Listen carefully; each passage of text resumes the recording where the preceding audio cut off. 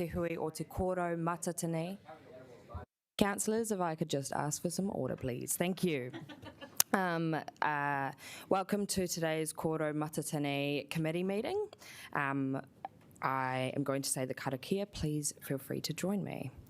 Whakataka te hau ki te uru, whakataka te hau ki te tonga, kia mā kina kina ki uta, kia mā taratara ki tai.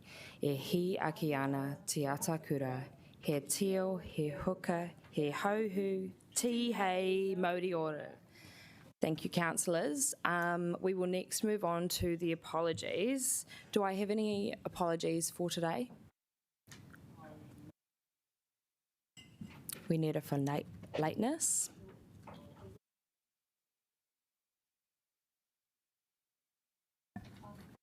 Councillor, I don't know how long this meeting will go on for, but I'd really love to be at a council-related meeting at 2 o'clock. So I've just got to think about whether I leave early just to be able to attend that. Maybe we have it in there just in case, but it'll be up to us. Okay, thank you. So, yes, it will be. Yeah. Thank you. And councillor free for lateness. And I'll just, Pauiwi Hohaia and the Mayor are joining us via Zoom today. And Councillor Abdurrahman's online too. And Councillor Abdurrahman, of course. Thank you. E whakataka koutou ana o Aiti Mōtini. I move the motion. Do I have a seconder? Thanks, Councillor Paul. I now move the motion which has been moved and seconded.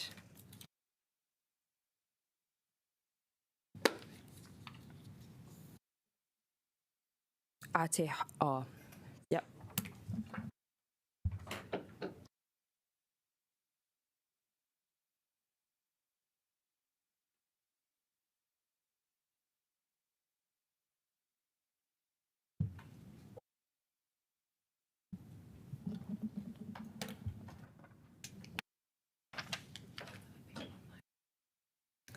Could people attending online please vote?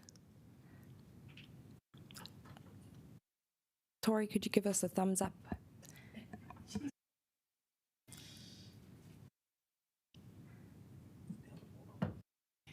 Kia ora, thank you.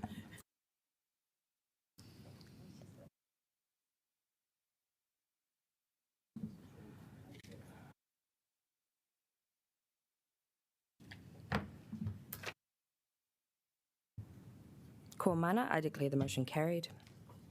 I ngā mema tēnā whakapuakina o take whai panga I hangai ana ki te rārangi take. I call on members to declare any conflicts of interest that they may have in relation to the agenda. Do we have any? Nope, fantastic. On to confirmation of minutes. E whakataka koutou ana o Aiti Mōtini. I move the motion that the Kōrau Mātinitini Social, Cultural and Economic Committee approve the minutes of the last committee meeting held on the 25th of May, having been circulated, and that they be taken as read and confirmed as an accurate record of the meeting. Do I have a seconder? Thank you, Councillor Matthews. E nai nei ka potitia te Mōtini. I now put the motion which has been moved and seconded.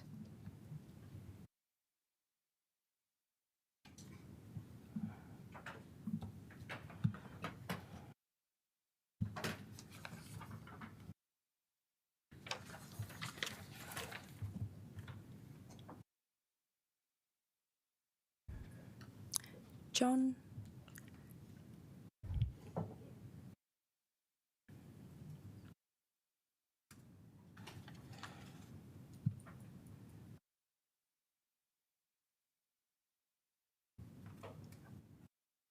Ko mana, I declare the motion carried. Tēnā whakamoeho mai ki a o ki tītahi kai tohu tohu manapori rānei. Mena ka wihi koe ai te hui. Please let myself or Democracy Services know if you intend to leave the meeting. Te haurua ai te taku karaka, 10:30, ka tikai timo timo o te ata. Morning tea will be at 10:30 a.m. There are no items not on the agenda, and that brings us along to public participation. First, I would like to invite up Don McDonald. Welcome, Don. You can come to the lectern or you can sit at the table, whatever you'd be comfortable with.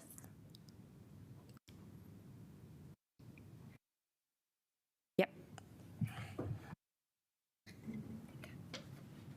Thank you, Don. You'll have 5 minutes to talk to us. If you'd like to leave any room in there for questions, feel free to leave some time. Thank you, Chair. Thank you, Kōrau Mātinitini Committee.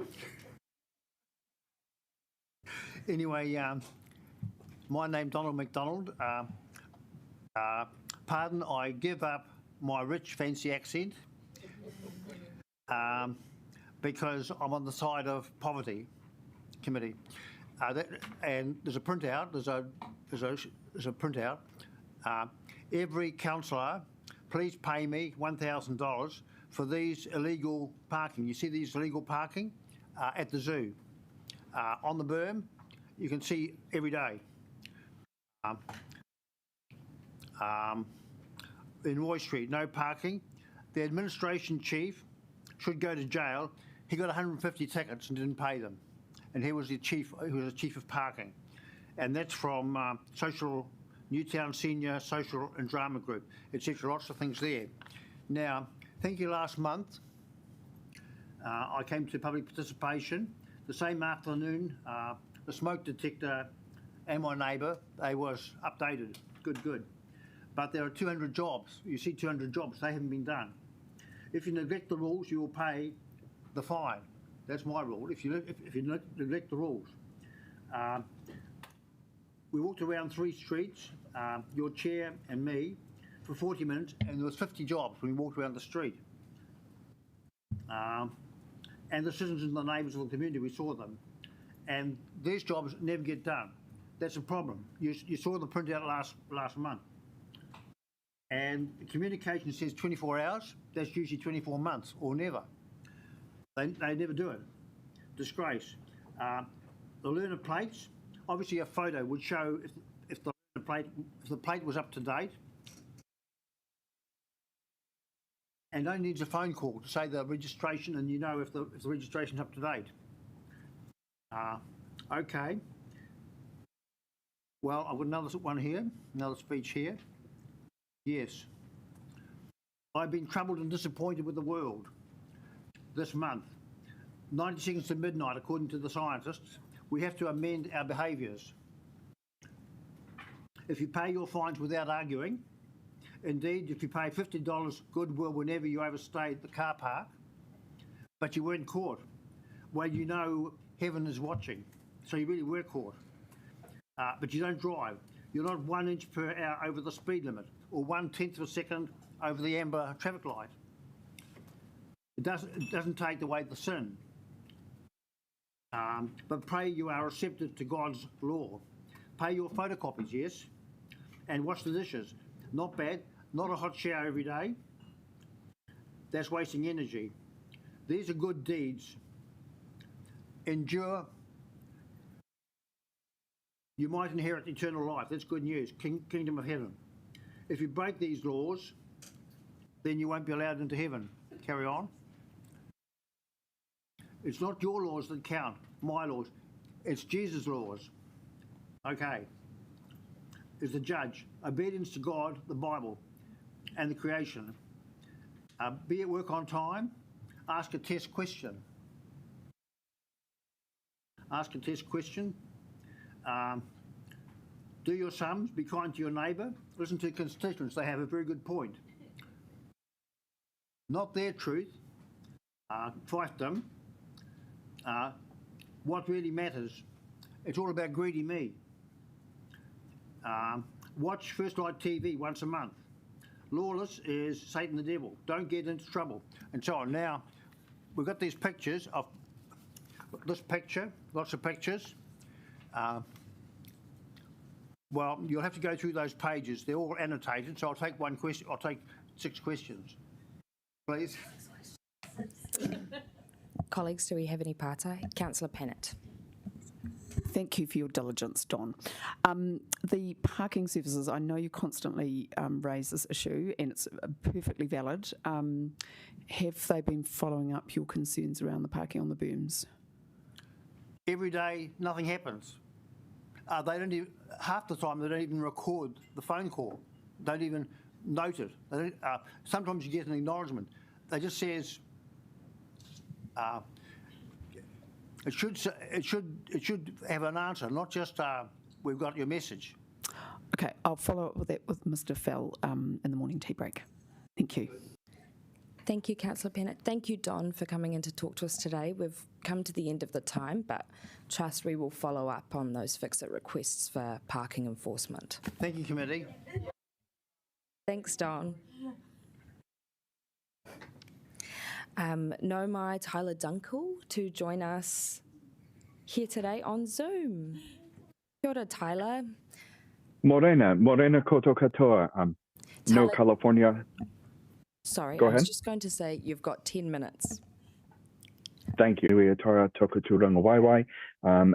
E mahi ana ahau ki Wellington City Council Takatapui and Rainbow Advisory Group.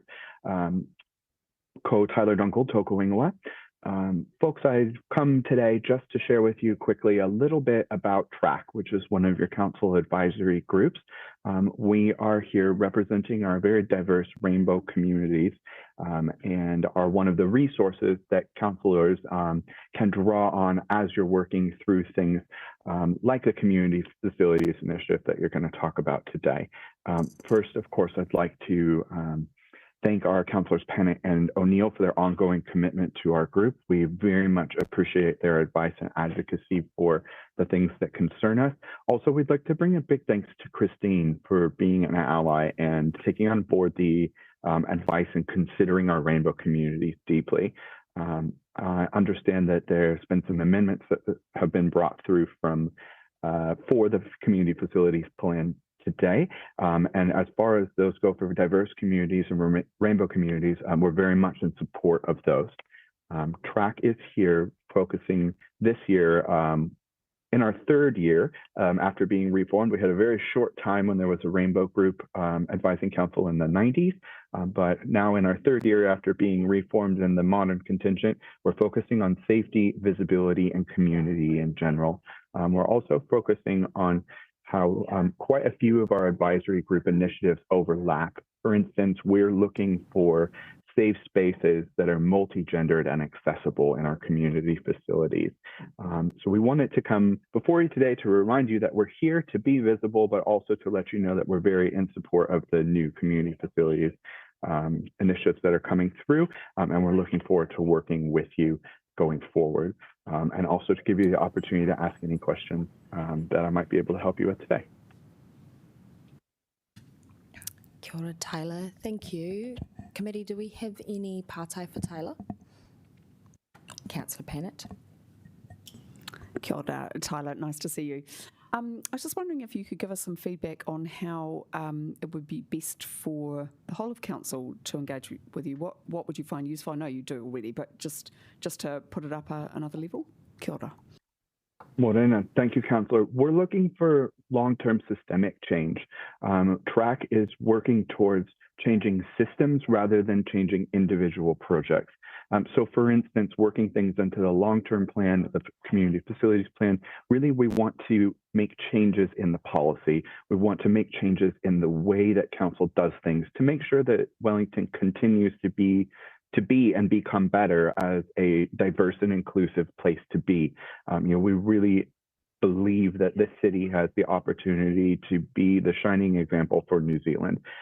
Having resources put into things like the long-term plan, so that we are able to have community spaces that are rainbow friendly, that are multi-gender and accessible friendly.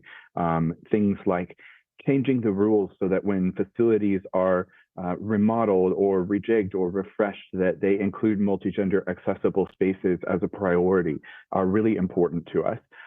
We're here as a group of very young to to very senior members of our community with a diverse mixture of life experience and backgrounds and expertise.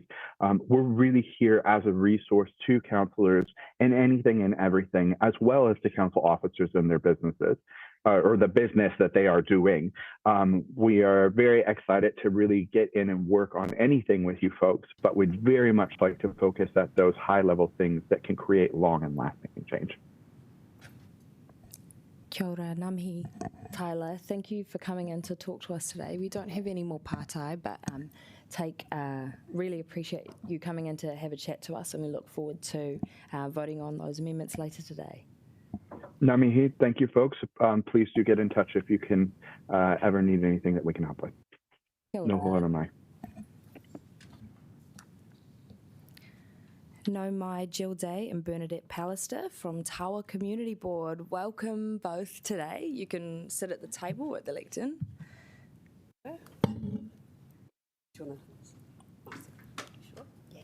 Warm welcomes. You know the drill.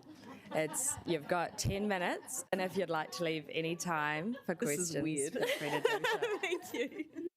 Tēnā koutou katoa tuatahi ki ngā iwi mana whenua o tēnei rohi te Atiawa Taranaki whānui me Ngāti Tōrangatira.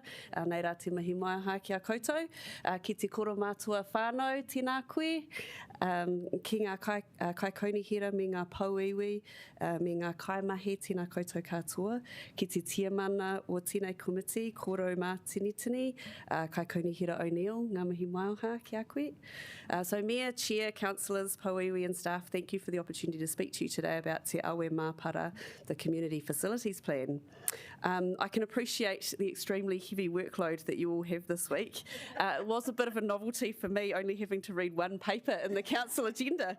And so I am in here in my capacity as Chair of the Tawa Community Board, and I have with me here today Bernadette Pallister, who is the Manager of the Business Improvement District in Tawa. Te Awe Māpara is an excellent plan, and I also want to say that I think it's really good to see the plan acknowledging the growth that we will experience in the northern part of the city. We felt that today was an important opportunity to put a local voice to the opportunities that the report identifies for Tawa. The Tawa Residents Association, Tony Hessard, who leads that, couldn't be here today, but wanted us to mention that they are part of the work that we've been doing. The business group and the community board have been working with council staff for quite some time to identify opportunities that exist where the current community centre and library are. These conversations go back to 2021. There's been quite a lot of mahi that's been done on this. And we note that the report today identifies that Tawa Library has insufficient capacity to cater for likely increased demand arising from population growth, and that the library is well located but does not take full advantage of the co-location with other facilities. It's worth noting that even though the library is not able to fulfil the functions of a modern library, it continues to be well utilised by the residents. Just this week at our board meeting, the figures showed increased visitation and also items being issued in comparison to 6 months, the same 6 months last year. We can see a very real opportunity to co-locate the library and the community centre onto one site. As stated in the report, currently both buildings are very tired, as we know many are across the city, and are not fit for purpose. So this would open up the opportunity to potentially look at building housing on the other site where the community centre is currently located. We are supportive of what's included under the plan on F6 on page 76. However, we do have a concern that around the time frame, given the work that's already happened to date. It does feel like we could end up replicating what has been done already, which we've seen happen before, and we know that planning does take quite a long time. So we've actually had sort of initial feasibility plans done on a particular option of doing a mixed-use model with community centre and housing above. That isn't at this stage something that's economically viable, but it would be good to be able to go to the next step, which is potentially looking at doing a library and community centre on one where the library is now, and then looking at that other site being utilised for a housing opportunity. And we see an opportunity there to partner with either Ngāti Tō or Kāinga Ora to deliver housing. It would be the reason that the business group are really interested in being involved in this is that Tawa is identified as a growth area, and actually if we can demonstrate what good development can look like. We will get other good development coming forward. So the business group are quite excited to see, how council could play a role in getting that going. A couple of other things just to identify in the plan. The Linden Community Facility collaboration, which is on page 73, C11. We see that there is an opportunity here to partner with Ngāti Toa. Ngāti Toa, as you'll be aware, have a huge piece of infrastructure within the housing in the northern part of Linden, and are already doing quite a lot of work with the community there in partnership with council. So I think it would be quite good if that was identified in the plan going forward as an actual opportunity, because I think we'll get better community facility if we can work together. The other one is the Granada North Park Sports Hub, which is on page 76. We're pleased to see that this is included and supports the approach as described. The eventual connection of Granada Village and Granada North will open this hub up to a much wider community.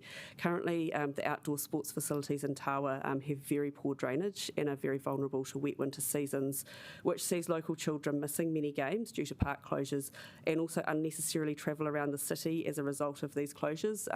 The northern suburbs are quite a good contributor to basin reserve congestion in the weekend as a result of travelling around the city, and so this to us seems like a no-brainer.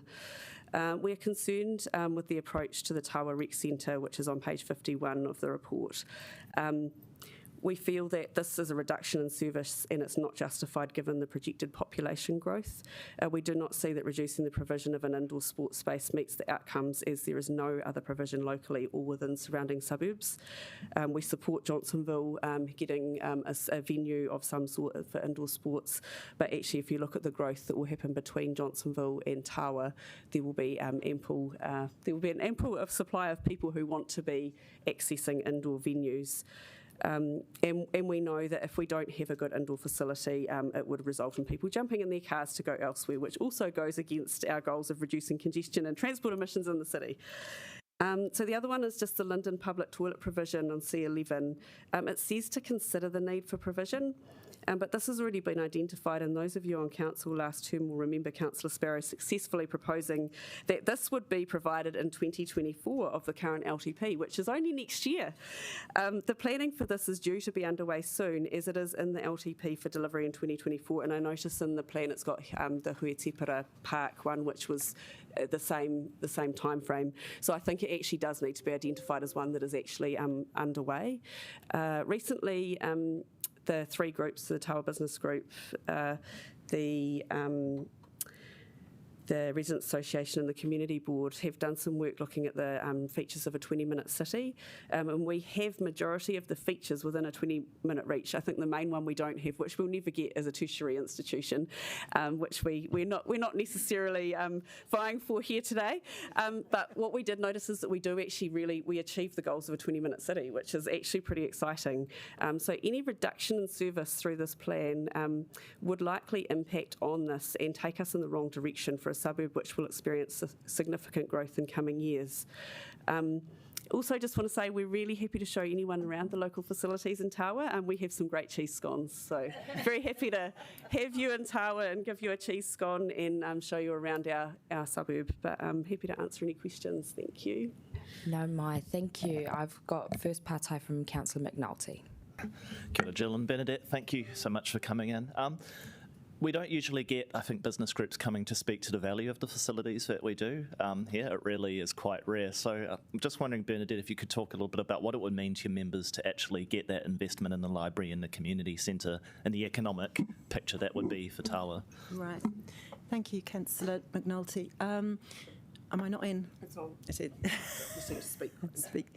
I think under the district plan, and we've done quite a bit of work with the district plan to make sure that we've got commercial and residential, and I think that working together with the Community Board and the Residents Association, we can provide a facility there that contributes to all, so it contributes to our business environment as well. So there will be the options to have like cafes and restaurants underneath and various business opportunities, and with building on the top as well, or residential on the top as well.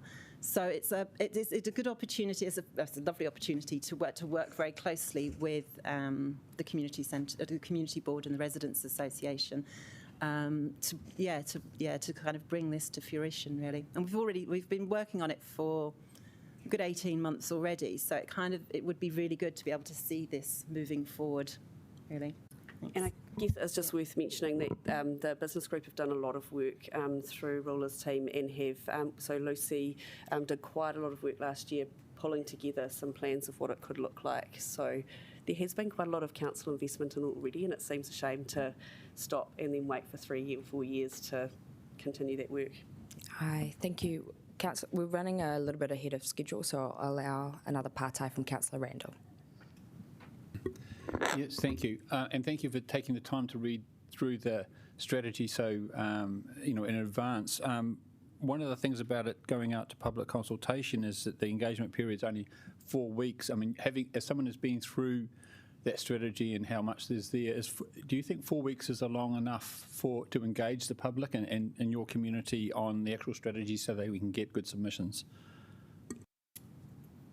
I think it's not too bad. I mean, I managed to read it in one evening and could pretty quickly find what I needed to in it that was that was important for us locally. Sometimes I think if you give it any longer, people procrastinate and then they forget to do it. So I'm not sure that a longer period of time is any good. And obviously, with social media and things, you can get feedback quite quickly. In fact, we've done we did a submission on the on-demand public transport in Tawa, and we got lots of feedback really fast. So it is. I think it is doable, and sometimes I think dragging it out just makes it sort of start to overlap with other things as well, and people, as I say, people park it for doing it later. So I think a month's fine.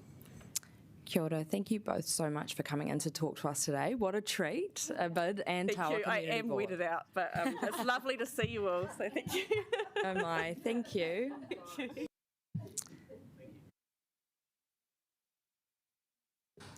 No, my Rosalind Luxford and David McInnes speaking on behalf of Willis Bond on item 2.6, request for extension to the ISPP notification. No, my welcome. You have 10 minutes, and if you'd like to leave any time in there for questions, that would be great. Sorry, just check your mics. Kia ora. Can you hear us now? Great. Thank you very much, everyone, for making time for us to speak this morning. We're here to speak to item 2.6, which relates to the request for an extension to the deadline for the decision on the new proposed district plan from, I think it's the end of November. Moving that out, I think the recommendation is 6 months to the end of May next year. So we're here just to, I guess, give a view from the development community. I'm from Willis Bond. I'm a senior development manager there, and David is head of development at Willis Bond as well. And we've been heavily engaged in the proposed district plan process now for many, many months. It has been quite a intensive process, quite a truncated one, but what we've seen from that is that everyone involved in that process has really put their heads down and gotten on with that with the view to trying to resolve everything as quickly as possible. And obviously the logic behind that is that the process is creating a huge amount of uncertainty within the consenting realm in Wellington, and we're seeing that firsthand. We have 2 projects that are directly affected and are essentially sitting in purgatory at the moment, awaiting the outcome of that proposed district plan. And this extension, we feel, is excessive. The request for 6 months, given all the hard work that's been done, we're almost 12 months in. We've effectively got 3 months until that deadline, so another 6 months is actually a considerably, uplift on where we were at, and to me it perhaps doesn't really reflect all the hard work that everyone's done in trying to engage in that process within those timeframes to date, and it is going to have an impact on projects. Every month for us is material, and it will be the same for other people in that development community. And from being involved in that process, we also know where things generally are standing, and we do appreciate and understand what has been requested from the commissioners on the panel in terms of the fact that they think they do need more time. And so we're not saying that they shouldn't necessarily request some sort of extension, but we just feel that that extra sort of time doesn't seem to have a lot of science behind it. It just feels like a round number. Someone's just plonked 6 months down and said, give it 6 months. And that actually, to us, is perhaps not reflecting on the work that everyone else is doing to try and hit the November deadline. So I guess from our perspective, what we're suggesting is that a shorter time frame could be considered. And as a fallback to that, perhaps that some elements of the decision could be released ahead of whatever deadline is ultimately made, so that we can actually get some progress on some matters and get some certainty so that people can move forward on their projects and get moving with them. Do you have anything you want to add to that, David? No, brilliant, Ros, as always. But no, just a couple of, our specific projects are the Tasman Street one, 200 residential units, and the Michael Fowler car park, just to be very upfront and clear about that. But we actually speak on behalf of all the development community here.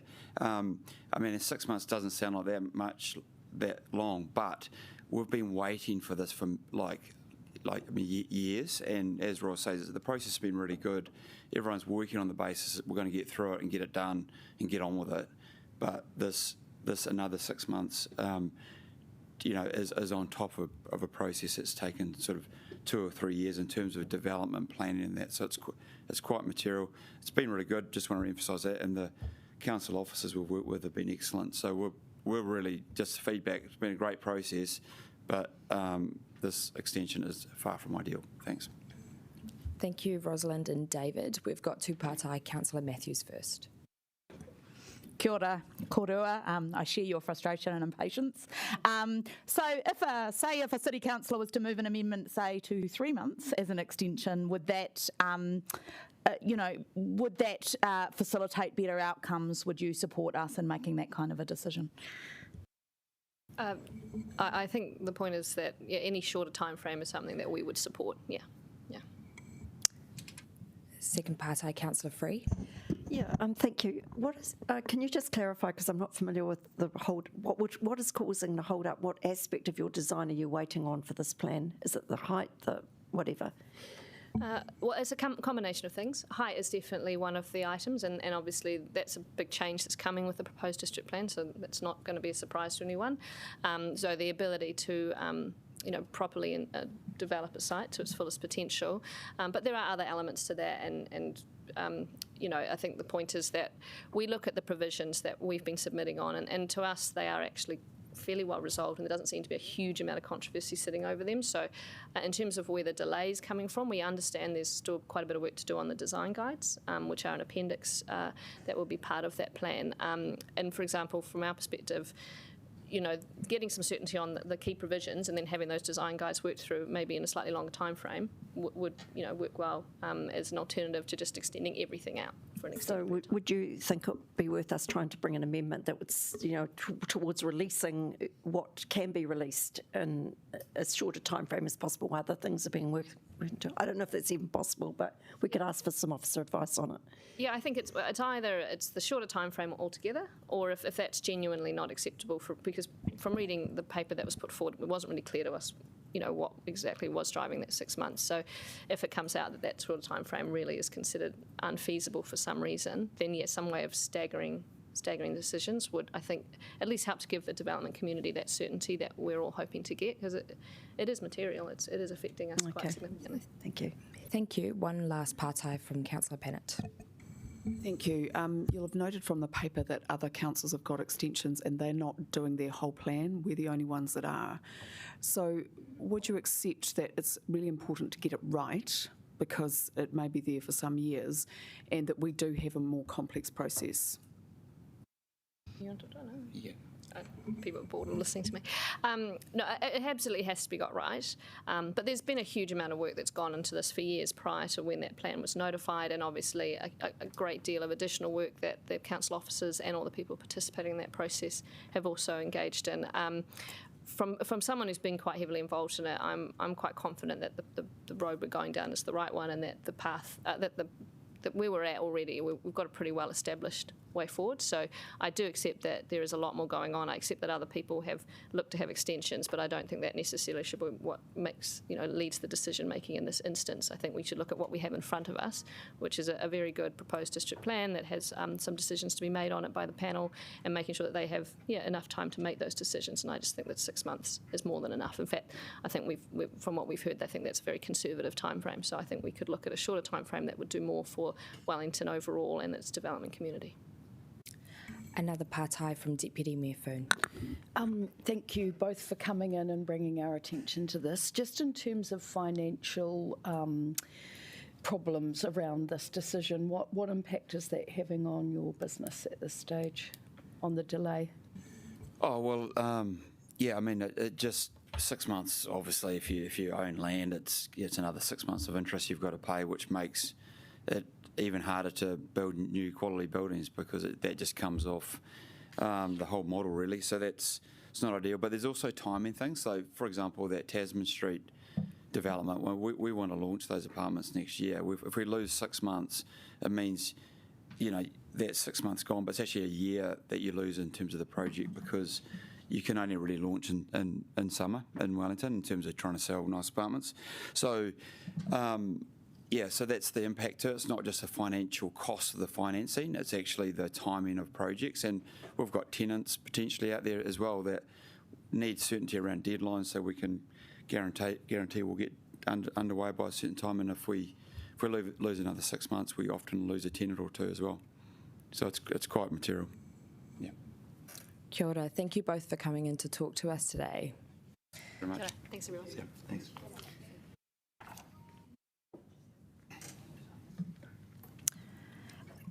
Committee members, I'm just going to run through the following order sheet for today. So, accordance with Standing Order 19.1, the agenda is considered in the following order. 2.7, Submission on Water Services Entity Amendment Bill. 2.6, Request for IASPP Notification and Decisions. 2.2, Social and Recreation Fund, Sportsville Funding, June 2023.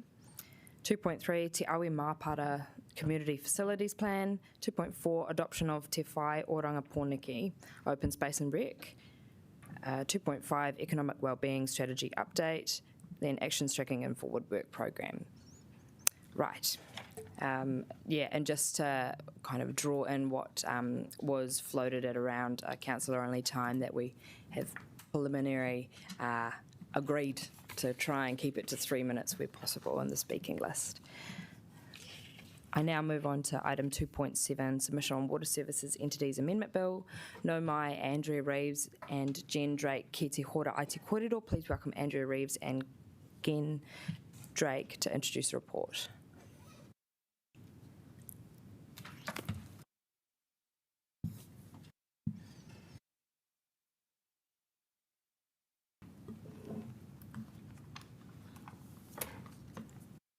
Kia ora koutou. Here we are again.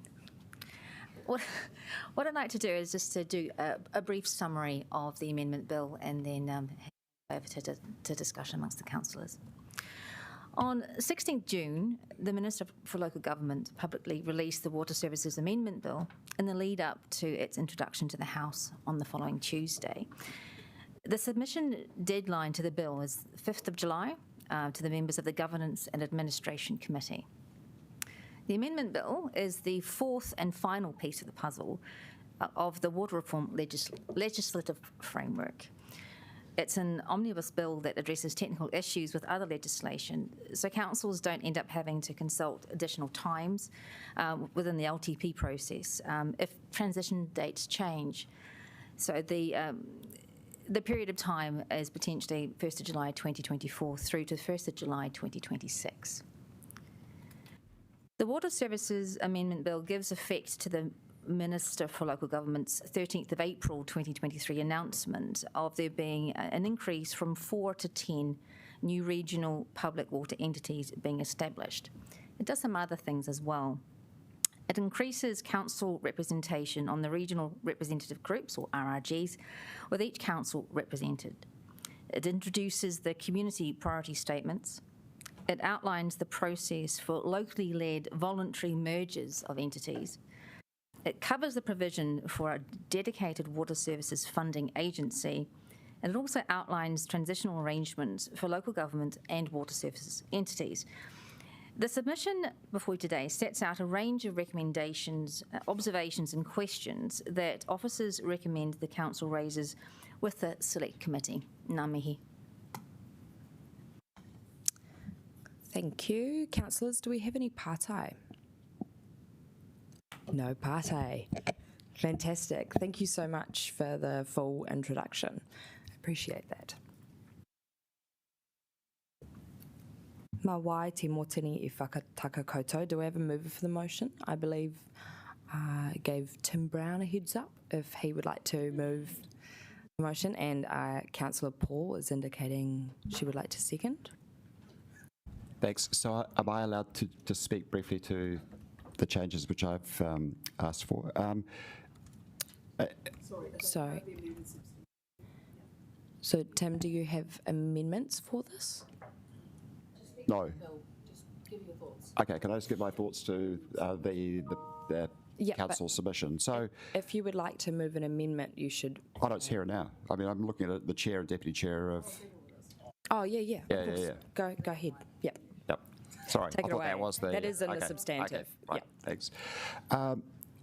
What I've asked for, essentially, in terms of changes to the draft submission that we've got in front of us today, is just that we make a number of specific points much more clearly, and one additional point. And the one additional point is that if there is going to be a merger of the water enterprise that our water assets and activities will go into, if there is going to be a merger of that enterprise with another enterprise, that we should have a veto right as a shareholder in the enterprise.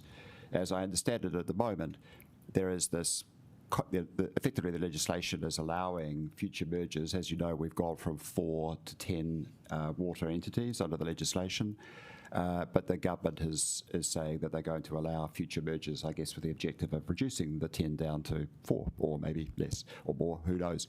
But all I'm saying is that I believe that as a shareholder, we should have a veto right. Now, there's nothing in the legislation, as far as I understand, that sets out the rules around that. Normally, you would, if it was a public listed company, there'd be all sorts of requirements, whether it was 90% or whatever. So I would like us to be explicit around that we should have the right of veto on any future merger of the water services entity that our activities go into. That's a new clause, if you like, in the letter. The other two are amendments to what is in the letter now. One of them is around the funding. I think the funding vehicle that is established by government to provide debt or assist these vehicles access debt is going to be critically important. There's almost nothing that's going to make as great a difference to the cost of the water services in future as the cost of money. There is obviously going to be a very large amount of money required to enable the capital works that we're talking about, and as I understand it, all of that money is assumed to come by way of debt. There's no expectation that there'll be equity provided to these enterprises in future. So the cost of this debt is going to be critically important, and I would like us to be explicit that we would like the government to have in the legislation that the entity that is established to assist with the funding is established in such a manner as to ensure that the lowest possible cost of debt is sort of one of the objectives.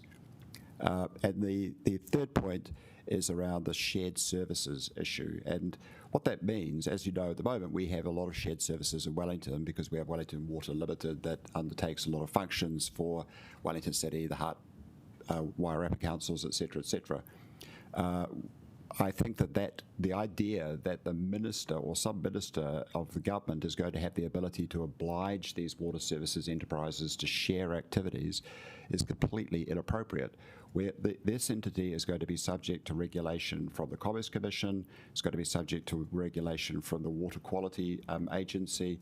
We do not need a Minister of the Crown having some sort of ability to direct this enterprise to share functions. So I think that's something that we should very clearly state in our submission, that we do not want that minister having the rights. So those are the three changes I would like.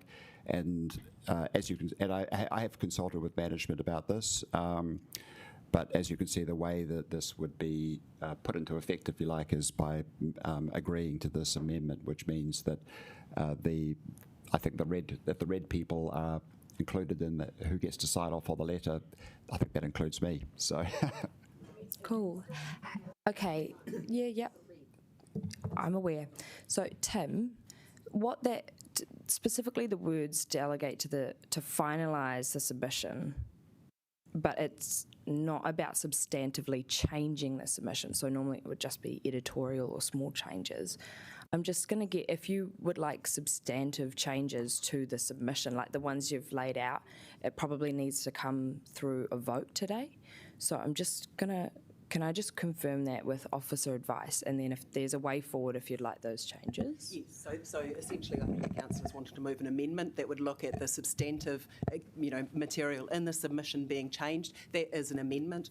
This provision would just be around finalising any, editorial changes to the substantive submission. So you want to do that as a separate vote, as the chair's outlined, I think. So you might want to do an adjournment to send through what those are, so that can come up as an amendment, and let your colleagues kind of consider that. Yeah, look, I've circulated the note. I've sent that around to everyone, precisely what I wanted and why. All right. So that would be a vote. So if it helps, I'm happy to move them. Or Councillor Paul might want to move them. With DEM services to ensure that we've got these things, and then we'll get them up on screen for a vote. Cool. We'll have a brief adjournment just to make sure we've sorted out the admin.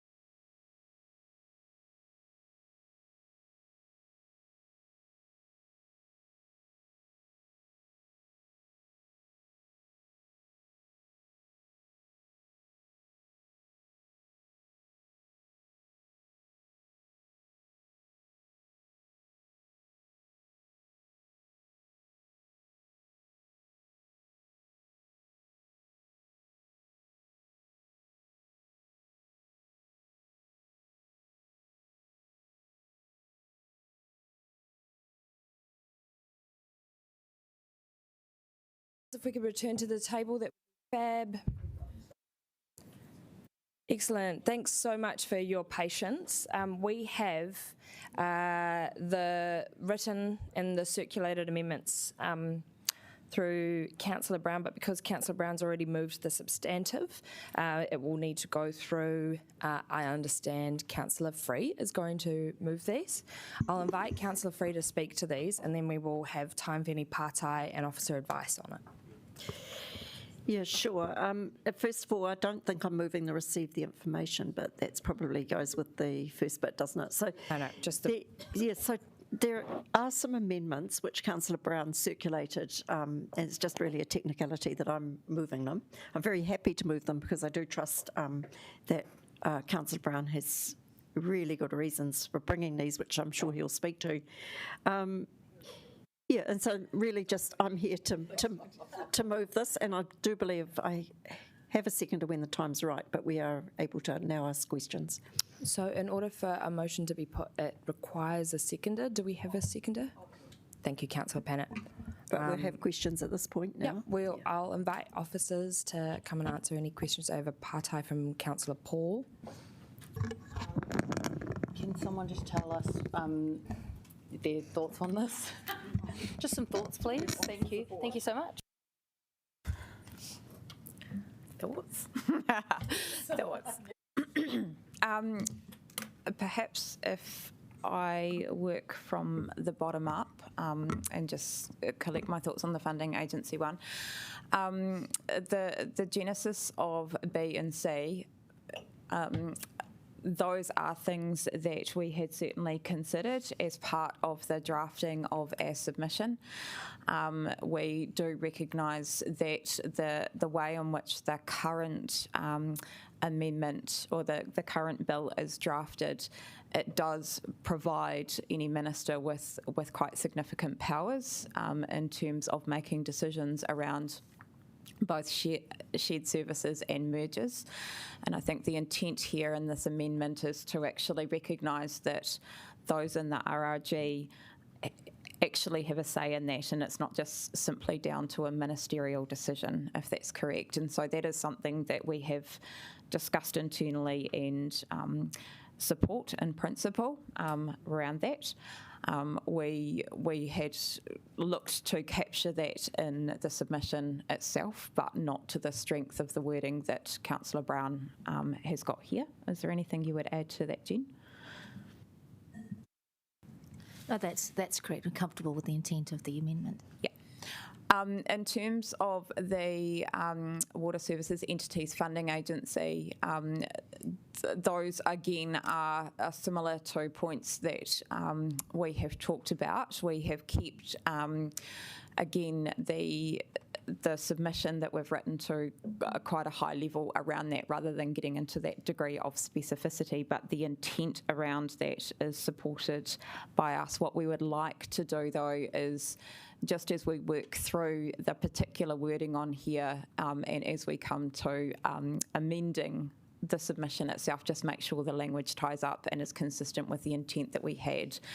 We've certainly looked at this from a perspective that we already have a local government funding agency. This is intended to set up something similar under the water services entities, and we're just wanting to make sure there's some alignment there. So support that as well. Is there any risk you can see? Sarah? I'd just like to make one small point on it. So the funding agency is seen as a backstop option, so it's not the only option on the table. So while we are talking about targeting a cost of funds that is as cheap as possible, that notion is absolute. We should be doing that. But the wording should be such that any solution that is in place to fund these entities should be targeting the same thing, not limiting it to the funding agency would be the only tweak I'd make. Just to clarify, are you, in order for it to have officer support, would you like an edit? I don't think we would need an edit at this point in this. What we could do is we could rely on just tweaking the words as part of the editorial changes. So we just expand that. So just to be clear, these water services entities have this funding agency. They may be able to borrow from other entities, and we're just saying let's not limit that comment to the funding agency itself. Let's make sure that any principal approach goes to all borrowers. So just to really firm up, officers support all three of these points. Yeah. Yep. Thank you. Partai from Councillor Chung. Thanks very much for that. I just want a clarification that you were talking about the different funding agencies that we have access to. Would it be correct that we would go for the best option, not any one particular agency because we've worked with them before or anything else? Yes. I think there's two parts to that. The first is our own ability to borrow. So we use the LGFA. That doesn't preclude us from using other banks or other lending as long as it's within our own liability management policy. So we do look at that and ensure we're getting good returns, good interest rates around that. In regards to the water services entities, which this relates to, the same principles would apply, and I think that's the genesis of Councillor Brown's change reflected here. So that would reflect that, yes. Any more Partai councillors? No? Thank you very much. Cheers. Appreciate it. He taka hei tau patipatu. Is there any debate on the proposed amendment? No. Oh, Did we have the seconder? Yeah. Really, really briefly. Councillor Brown, I see your intent in this and support you on it. I think they're sensible, and as you know, I'm very supportive of local control, so I will support these amendments, but will vote against the whole paper. As most of you know, I do not support the way they are conducting this water reform, and it's already starting to fall apart, with agreeing to make smaller entities, and I'm not sure it's going to survive the whole political process. Anyway, we'll see where we get to. Kia ora. Thanks, Councillor Pennant. Right of reply, is there just very quickly, or right is there any other debate? Yeah, no more debate, right of reply. Okay. Just to say that I really do thank Councillor Brown and Councillor Paul and the Mayor for their work that they're doing on our behalf, thinking about this, all of these matters, and I actually think that you've identified some pretty good points to make stronger in our submission, and I'm really grateful for you for doing that. So I'll just turn it over now to the vote, I suppose. Nānei ki ka pōtitia te mōtini. I now put the motion which has been moved and seconded.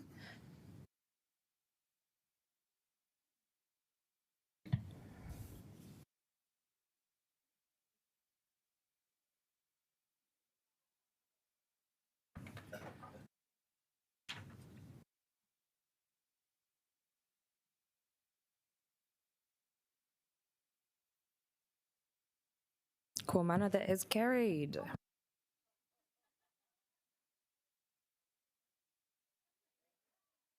May it indicate the rest of today's votes. Right, we're going to jump back into debate. I'll invite, does the seconder of the substantive? Nope. Is there any further debate? Great. Tim Brown, right of reply. Fantastic. Enaine ka pōtitia te mōtini. I now put the motion which has been moved and seconded.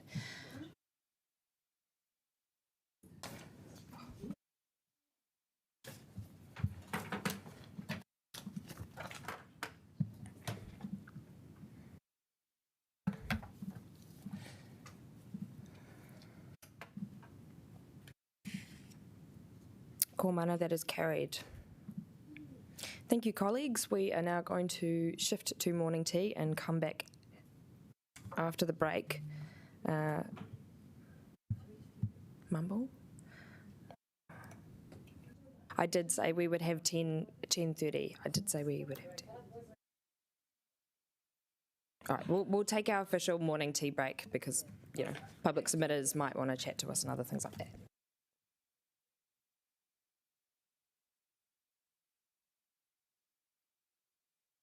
Just one thing which is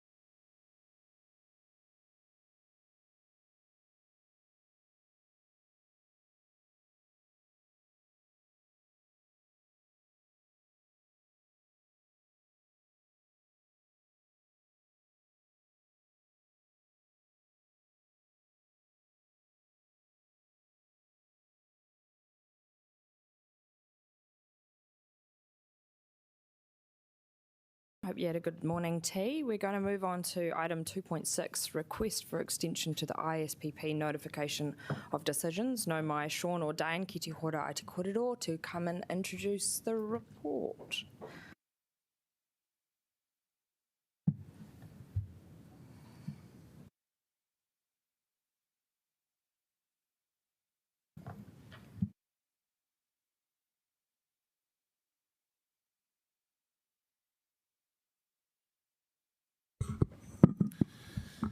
Good morning, Chair. Good morning, councillors. This morning I have with me our Senior Planner, Maggie Cook, and we have before you a request to extend the timeframes for the fast track by 6 months.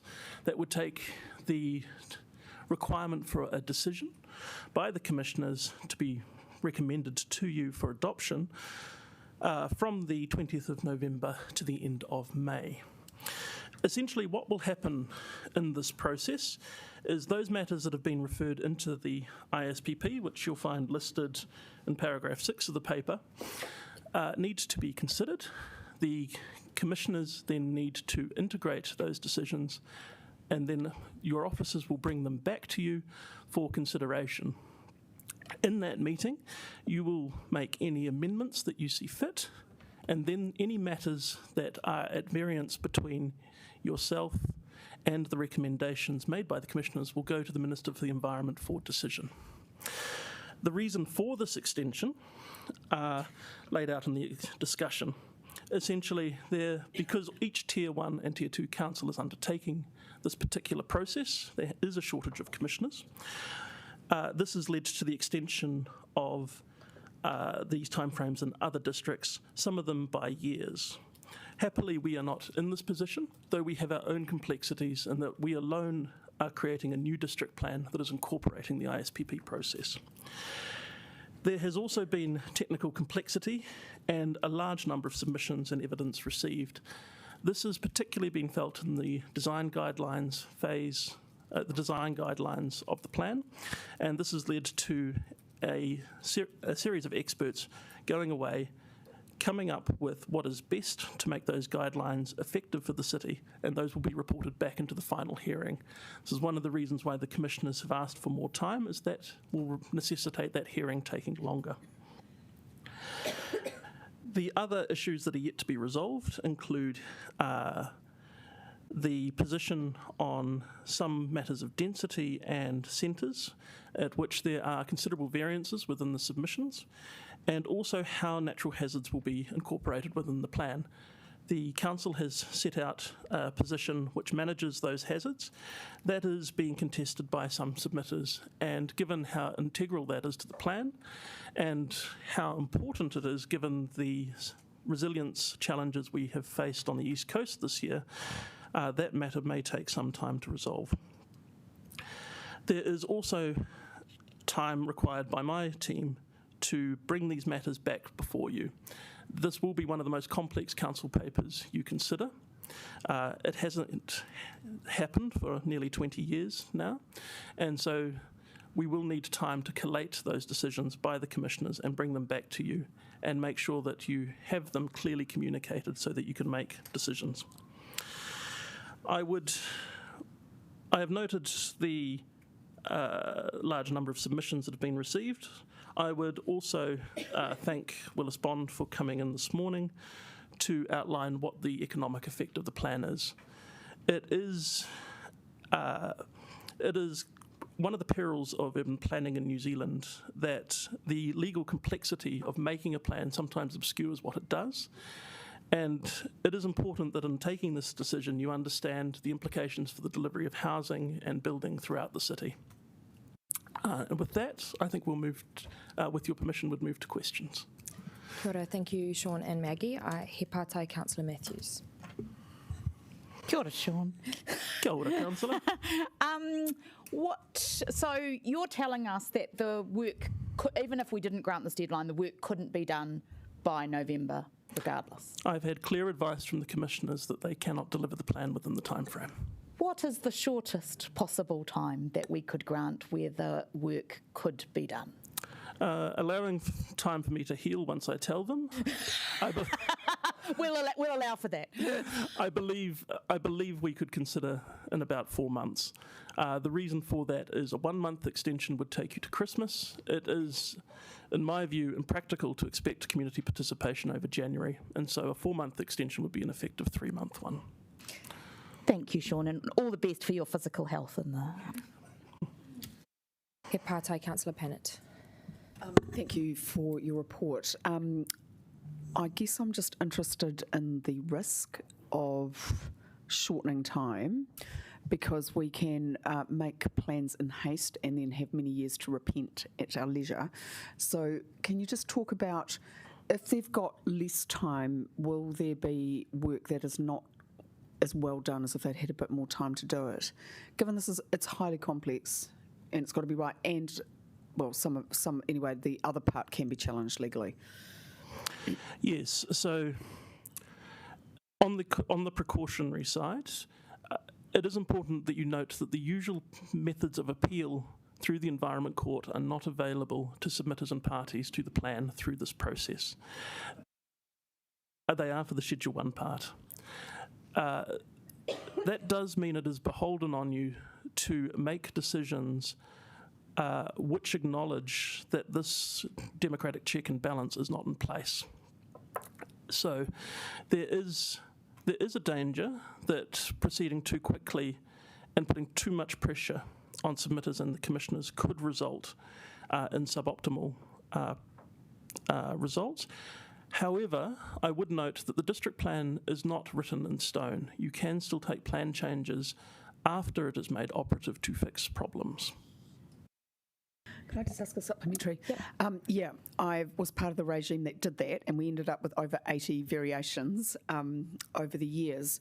So, and we've already identified some things we need to fix before it's even agreed to. So what is the risk then of having variations basically queuing to be done, and so that we end up again with a plan that's not entirely coherent? So it is relatively rare for a district plan to be entirely operative with no plan changes at all through its lifetime. It is the nature of a living city that it has a living plan. The major danger is if you were to take a plan change that was foundational to the plan very soon after its making, you would effectively start to set off ripple effects requiring the redrafting of the plan. I don't believe you are in that position, but I also cannot preempt the decisions that the commissioners come to, given I do not know them. He pātai, Councillor Calvert.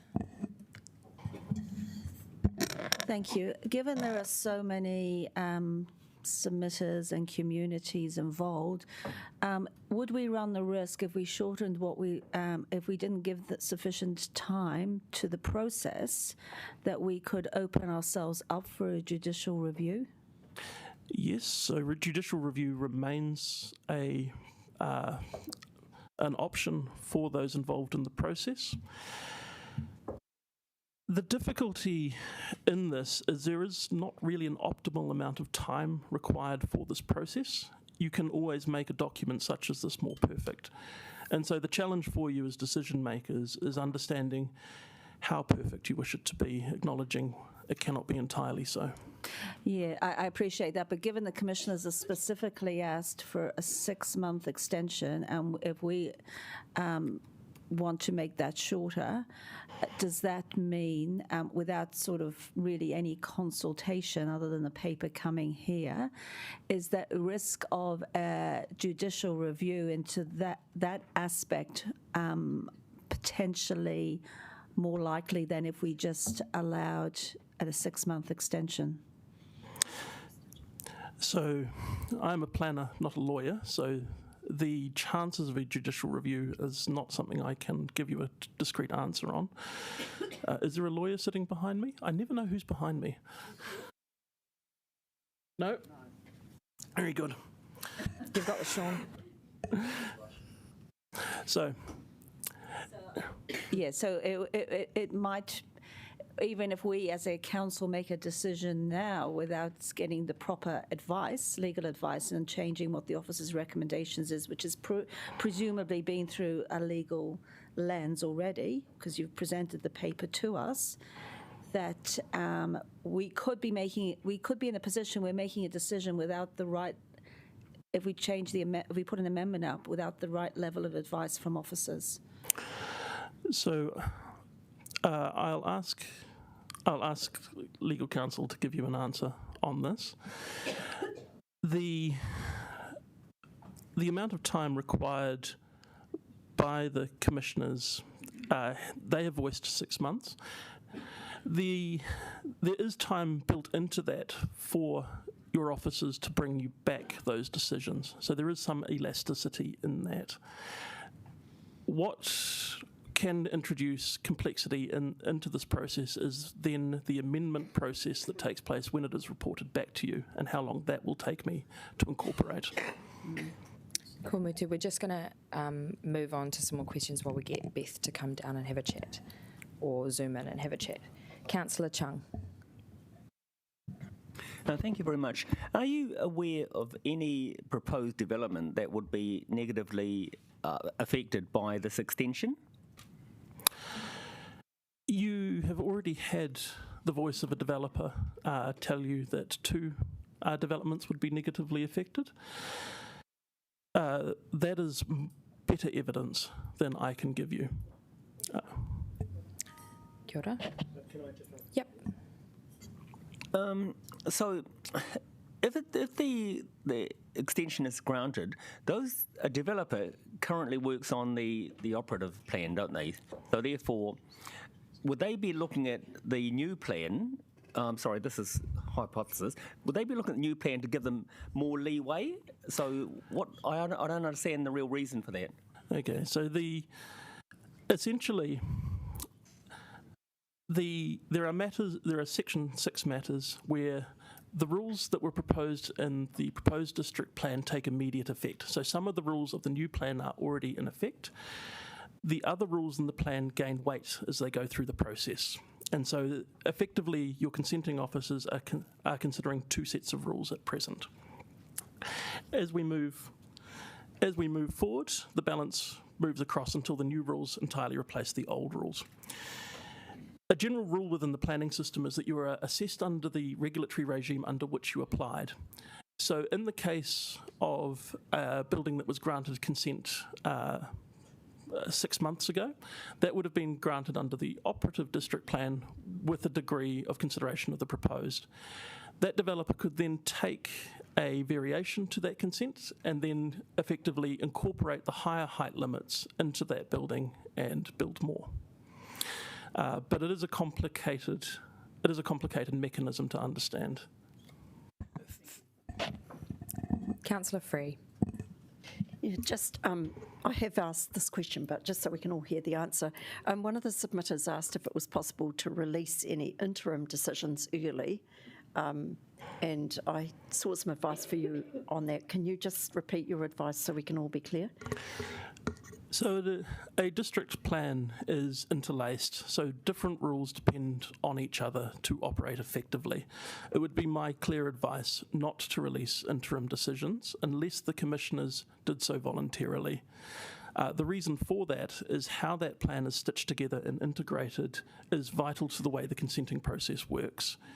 And particularly if you were to abbreviate the time, that would make that integration more challenging. The other reason for advising against doing such a thing is the plan has already been divided between the first schedule process and the ISPP. To introduce further division would introduce further complexity for us. Cool. Councillors, we've had legal counsels come down to have a chat. We're just going to take an adjournment for 5 minutes so Beth can chat with Sean, and then we'll be able to answer that, and then I'll go to Councillor Randall.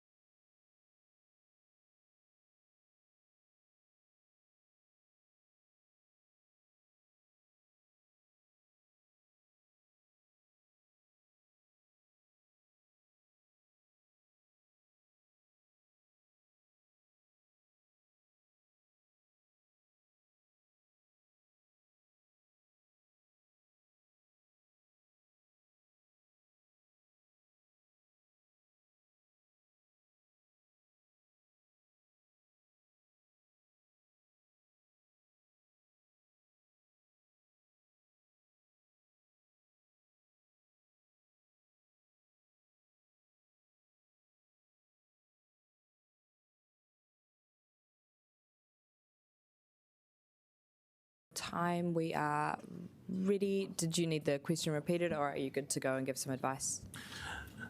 So the question, as I heard it, was what is the risk of judicial review from making a decision to extend by 4 months rather than the 6 months recommended by commissioners? Is that correct? Excellent. I have spoken with legal counsel. There is a risk of judicial review in any course of action here.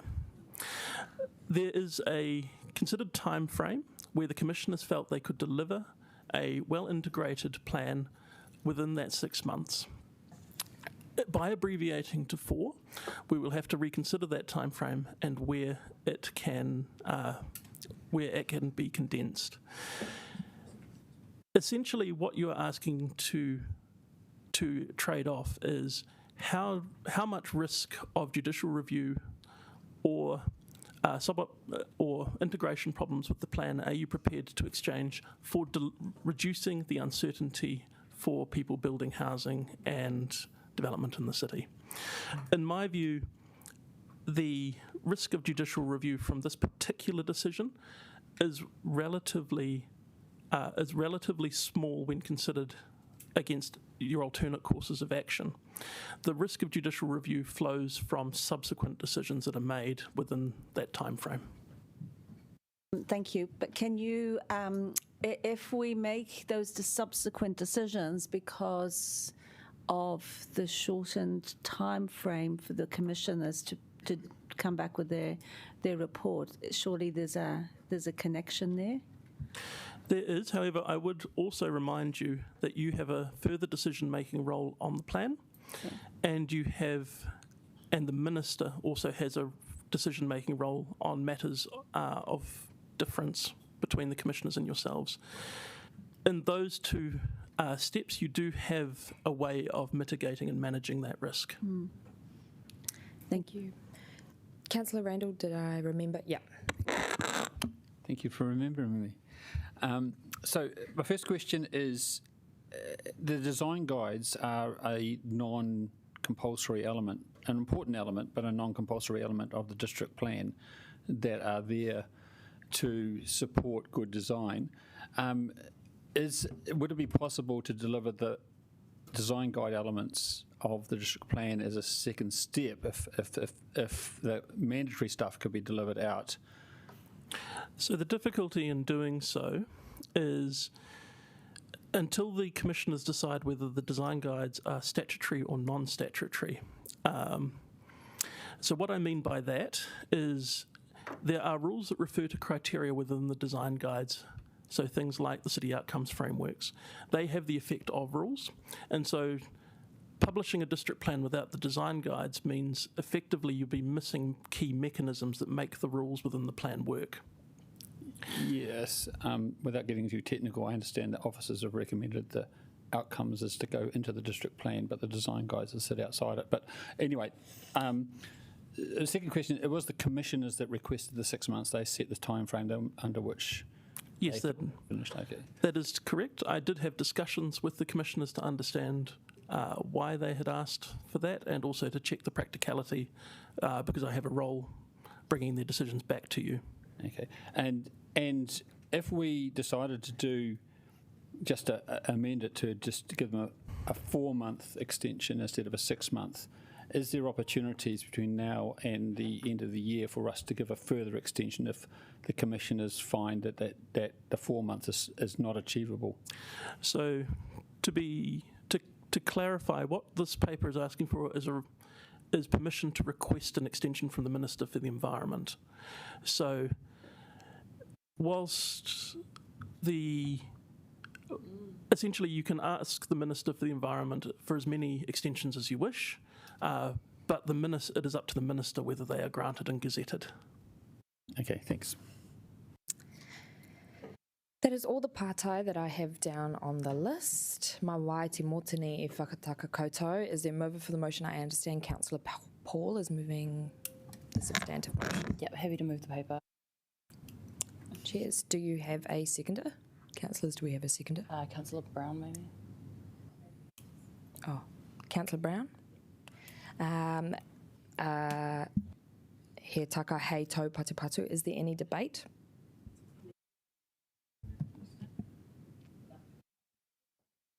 Councillor Matthews. Yes, I would like to put an amendment to, with the extension reduced to 4 months.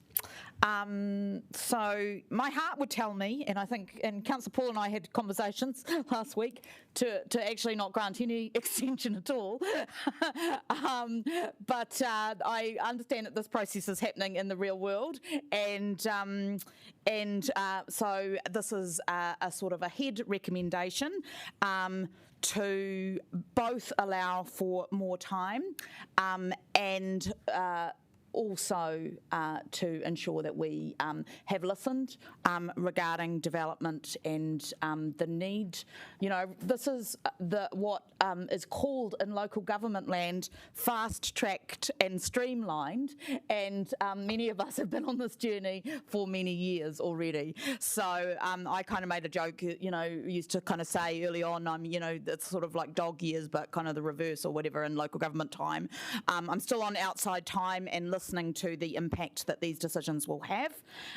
So I think this is a balanced approach, and the paper makes it quite clear that there is some comfort around the timeline, that there wasn't a feeling that needing the whole 6 months would be required regardless. So I guess through this process of the district plan, legal risk is often kind of highlighted as a threat when it comes to allowing development of more housing. But legal risk in these processes lies on all times, at all sides. And, I'm comfortable with the advice that we have had. So I want us to send a message that we want housing built in Wellington sooner rather than later, while allowing enough time for due process to be followed. So that's my amendment. Councillor Wenera to second.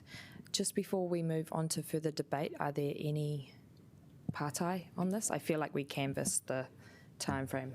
I'll allow just a brief question from Councillor Chung and then Councillor Randall. But noting, I think Sean did cover off a lot of time relevant pātai earlier. Okay, my question is the difference between 4 months and 6 months. Now, I tend to think that we should accept what the commissioners have actually asked us for, because if they think they need 6 months, then I would say that they probably would. But if they get it finished in 4 months and make their decisions in 4 months, then I'm pretty confident that they would come back and say, hey, look, we've completed this now, and so we're ready to go. I think that by restricting them, by us... Is it a question or a debate? Okay, so what do you think that if the commissioners finish their deliberations within 4 months, do you think they would come back and say, yes, we've done this now, or would they sit on it and take a holiday for 2 months and then come back to us? I can assure you nobody takes a holiday on me. They would report at the earliest opportunity. The timeframes have been, the original timeframes did display a degree of optimism, and we have done our level best to meet them. We have been very careful not to include an optimism bias within the paper, but however, in not including that optimism, you have to weigh up whether the trade-off we have made for certainty of the development sector is correct. Councillor Randall? Fantastic. Thank you, Sean. Always eloquent. With no further questions. Oh, sorry, can I just ask one? Is there any way of indicating, apart from this, through this amendment, that we that we don't exactly welcome this news and we wouldn't want to be having any further extensions asked for? Is there any way of politely indicating that, maybe with your... I can assure you I don't want to come back here. No offence, but I have outlined to the commissioners and to the staff working on this particular paper that we will ask once and we will ask once only. Therefore, it would have to be an unforeseen and catastrophic risk being realised that would see us back at this table. Okay. So just a follow-up question. Are you more comfortable that if we allowed the 6 months, they'd actually really strive to get it done? If we allowed 4 months, it might be pushing things and they'd be in an uncomfortable position having to ask us again. As a public servant, I will never say no to more time. With 6 months, you are guaranteed to get it. With 4 months, we are starting to have to deploy tactics to try and make that work. Ko mutu. I invite the seconder, Councillor Winera, to speak if he reserves his right. He taka hei tau patu. Any further debate on this amendment? Councillor Randall. Yes, I support this amendment. I think this has been a long process, and while the commissioners are determined and are doing a lot of work to get this thing right, I think it's also important to signal at least that this has been a long process and people out there are waiting for these decisions. Have been waiting a long time, as outlined by the developers. Things are stopping, and we need to signal that this has got to get sorted out. You know, I'm very concerned that even when the commissioners report, we've got our own considerations, and then it goes to the minister, still not over. And so this, you know, this is really hurting the city. I also would think that if the commissioners really can't deliver a good quality plan within the 4 months' time, I think we would know that well before sort of the November period, and we would have an opportunity to request a further extension. So I think, you know, it is important that we recognise how long this process has been doing, and how complex it's become. And it's actually hurting everybody. So I support this motion for that reason. Kia ora. Councillors, any other? Councillor Pannett. Kia ora. Look, in a way, this is relatively minor, but I won't support it. And I think some people are reasonably familiar with my views that this isn't the best way to have done planning, and you know, to have bypassed usual normal planning controls and analysis to make some fundamental decisions. I'm possibly the only one who's been a commissioner around this table, but apologies to Poiwi Kelly and Hohea if I'm wrong about that. I know you have a credit, but I have sat and made decisions, not as big as this one, and it is a very complex process, because you're in a semi-judicial role and trying to make balance a whole lot of needs. You know, this is a really, really, really complex job, and it's got to be got right. And no matter how much you fast track, you will have a lot of time to live with the consequences. So the building that was mentioned today, look, in a way it's good. It's a good location. The seismic strengthening is done to a high level, but the greening of it is not. And that building may be there for 100 years. We just need to be super careful about the buildings that we're locking in. And, you know, it's a shame look, it's been a really busy week, but we had a great presentation from Ian Castles this week. Thank you, Councillor Calvert, for organising that. And just a different way about being able to create a whole lot of housing that everyone would be able to get on board, but that was very much planned rather than just relying on developers to ascertain a whole lot of things. So it's just deeply unfortunate. The government has set this process, and now it's getting tricky because people who have got a very, very complex job to do haven't got enough time. Thank you. We were a bit unsure. Councillor Young, did you put your hand up before to speak? Right. Councillor Chung. I'm very concerned that we're picking an arbitrary time that we want the commissioners to work to, whereas I think that if they have said that, I'm sure that they've planned their workload out, and if they say they consider they need 6 months, then I consider that they probably do need that. And so to try and push them into a shorter time frame, I feel that it may end up with suboptimal decisions because they just wanted to get through them rather than doing more research into it. So I'm inclined to vote against this. Thank you. Councillor McNulty. As governors, we get the responsibility of governing, and any board or any organisation at times will say this is important, we need to crack on with it, it's something that we need to do. And this is kind of an executive call from us as governors saying to commissioners, this is important, can we get it done in this time frame? And I'm sure if they won't, they'll come back. Happy to support. Pauiwi Kelly. Thank you, Madam Chair. Just to assure you, Councillor Pannett, I have been a commissioner, and I have also chaired some important work, and I've also chaired the district plan changes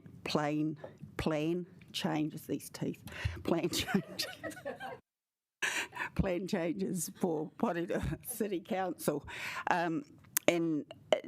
You know what the work is, you have a time frame and you work it out, and I will be supporting this, and that's essentially based on the two submitters that came to, spoke to us today about the extra costs, and we all know that there's extra costs being mounted on any developments right now, and we're in the midst of a housing crisis, and I'm totally supportive of just making new builds happen, and I don't think that anybody is going to be doing that irresponsibly. I think all the things that we need to cover off will happen, and that it also will be peer reviewed as well. So I don't really see there as a risk, but I'm essentially supporting this amendment, and that's based on what the couple who came to us and spoke to us about the hold-ups, what that would do to any potential developments, and that would slow the ability for further housing to happen in our city, and I don't want that to happen. Councillor Free. Well, I think it's all been said. I'm not. For me, it's not one of the biggest decisions we're going to be making.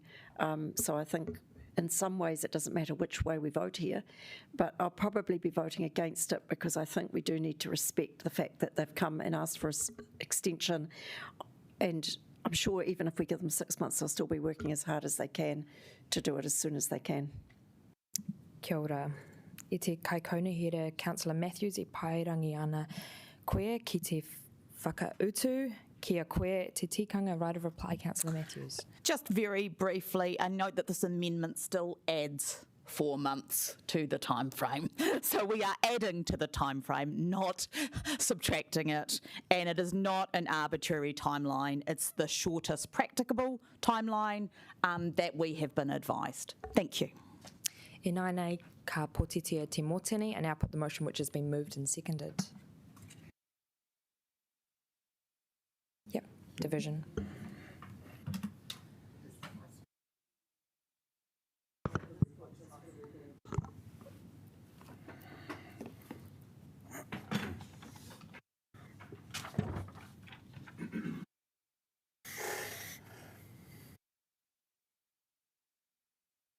Ko mana, that has carried. Thank you. We now move on to item 2.2, the Social and Recreation Fund. Oh my gosh. Goodness, I was too keen. I was like, yeah, we've done it. Let's go. All right, back to the substantive. Is there any further debate?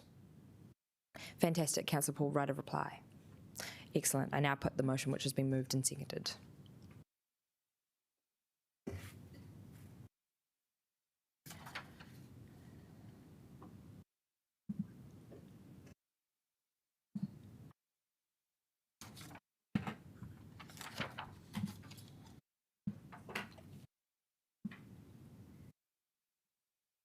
Ray.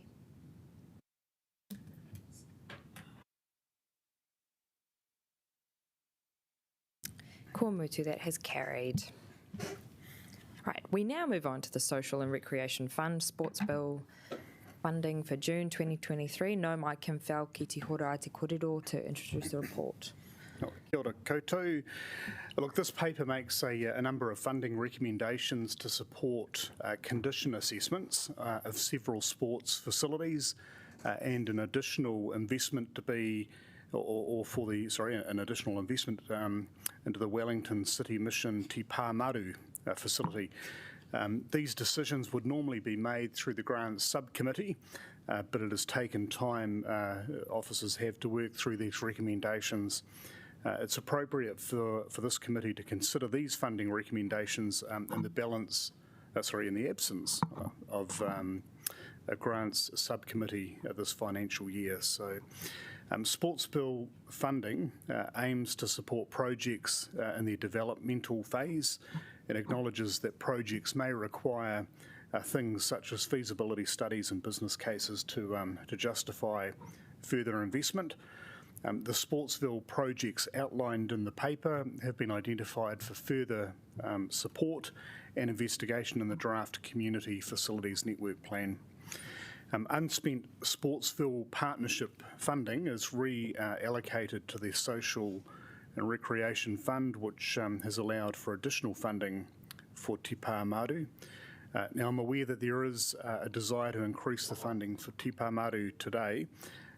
This request is not supported by officers. The reasons which were provided to you all yesterday in the Q&A document.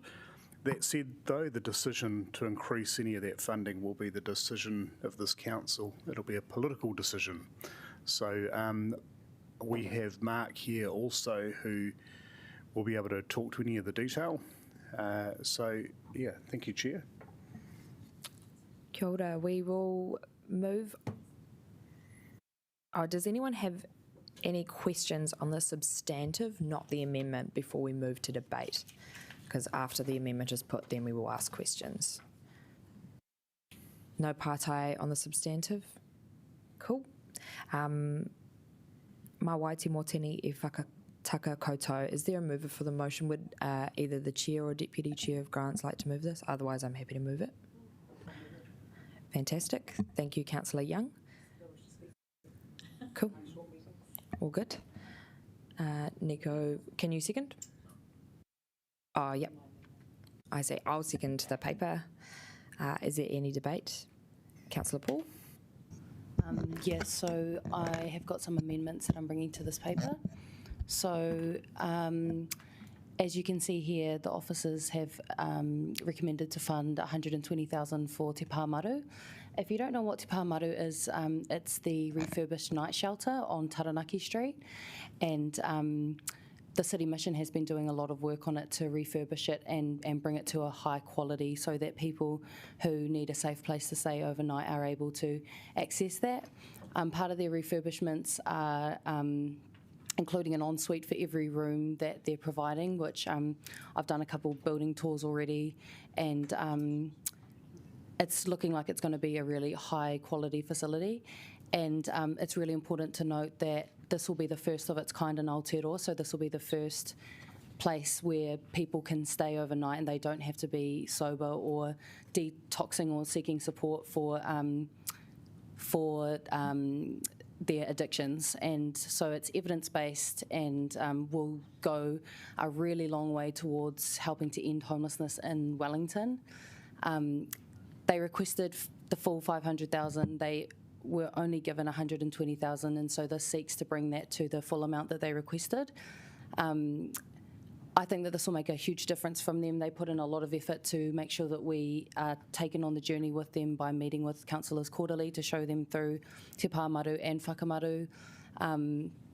And the money is coming from an underspend in the fund. So as the paper was originally, if we had agreed to the original recommendations, there would have been $400,000 left over, and that money could not have been used to reduce rates. It could not have been used it couldn't be used anywhere, and it would have carried over as a saving. And so this allocates the full amount that the City Mission is requesting, and that left $23,000 left over afterwards. So we also thought that we should try and meet the full request of the Wellington Homeless Women's Trust as well. So that's the women's house where women can stay overnight and seek a safe place of refuge within the city. So this makes the full use of the funding available without increasing rates or bringing money, cutting money from other places. There's a noting amendment in there around the significance of Te Pāmaru to our city, and there's a fourth amendment there from Councillor Pannett around exploring the funding of social buildings, as was originally requested in the Environment and Access Performance Building Fund paper before that was pulled from the agenda. So really happy to engage in some debate, but I'm really hoping to get the support of all of my colleagues. If you are serious about ending homelessness in Wellington, if you're serious about full commitment to that, this is a really great opportunity for you to be able to do that. And yeah, there are really, I can't see any red flags to this. I think this is just a really great opportunity for us to support maybe one of the most important projects that are happening in Te Whanganui-a-Tara right now. So looking forward to hearing what everyone has to say. But I'd really appreciate, if you're not going to support, I would really appreciate understanding your reasoning behind that too. Thank you. He pātai tau. Right. We've got Councillor Brown, Councillor Free. I saw a few hands. Yep, these are pātai on the, these are pātai, not debate. Brown, Free, Chung.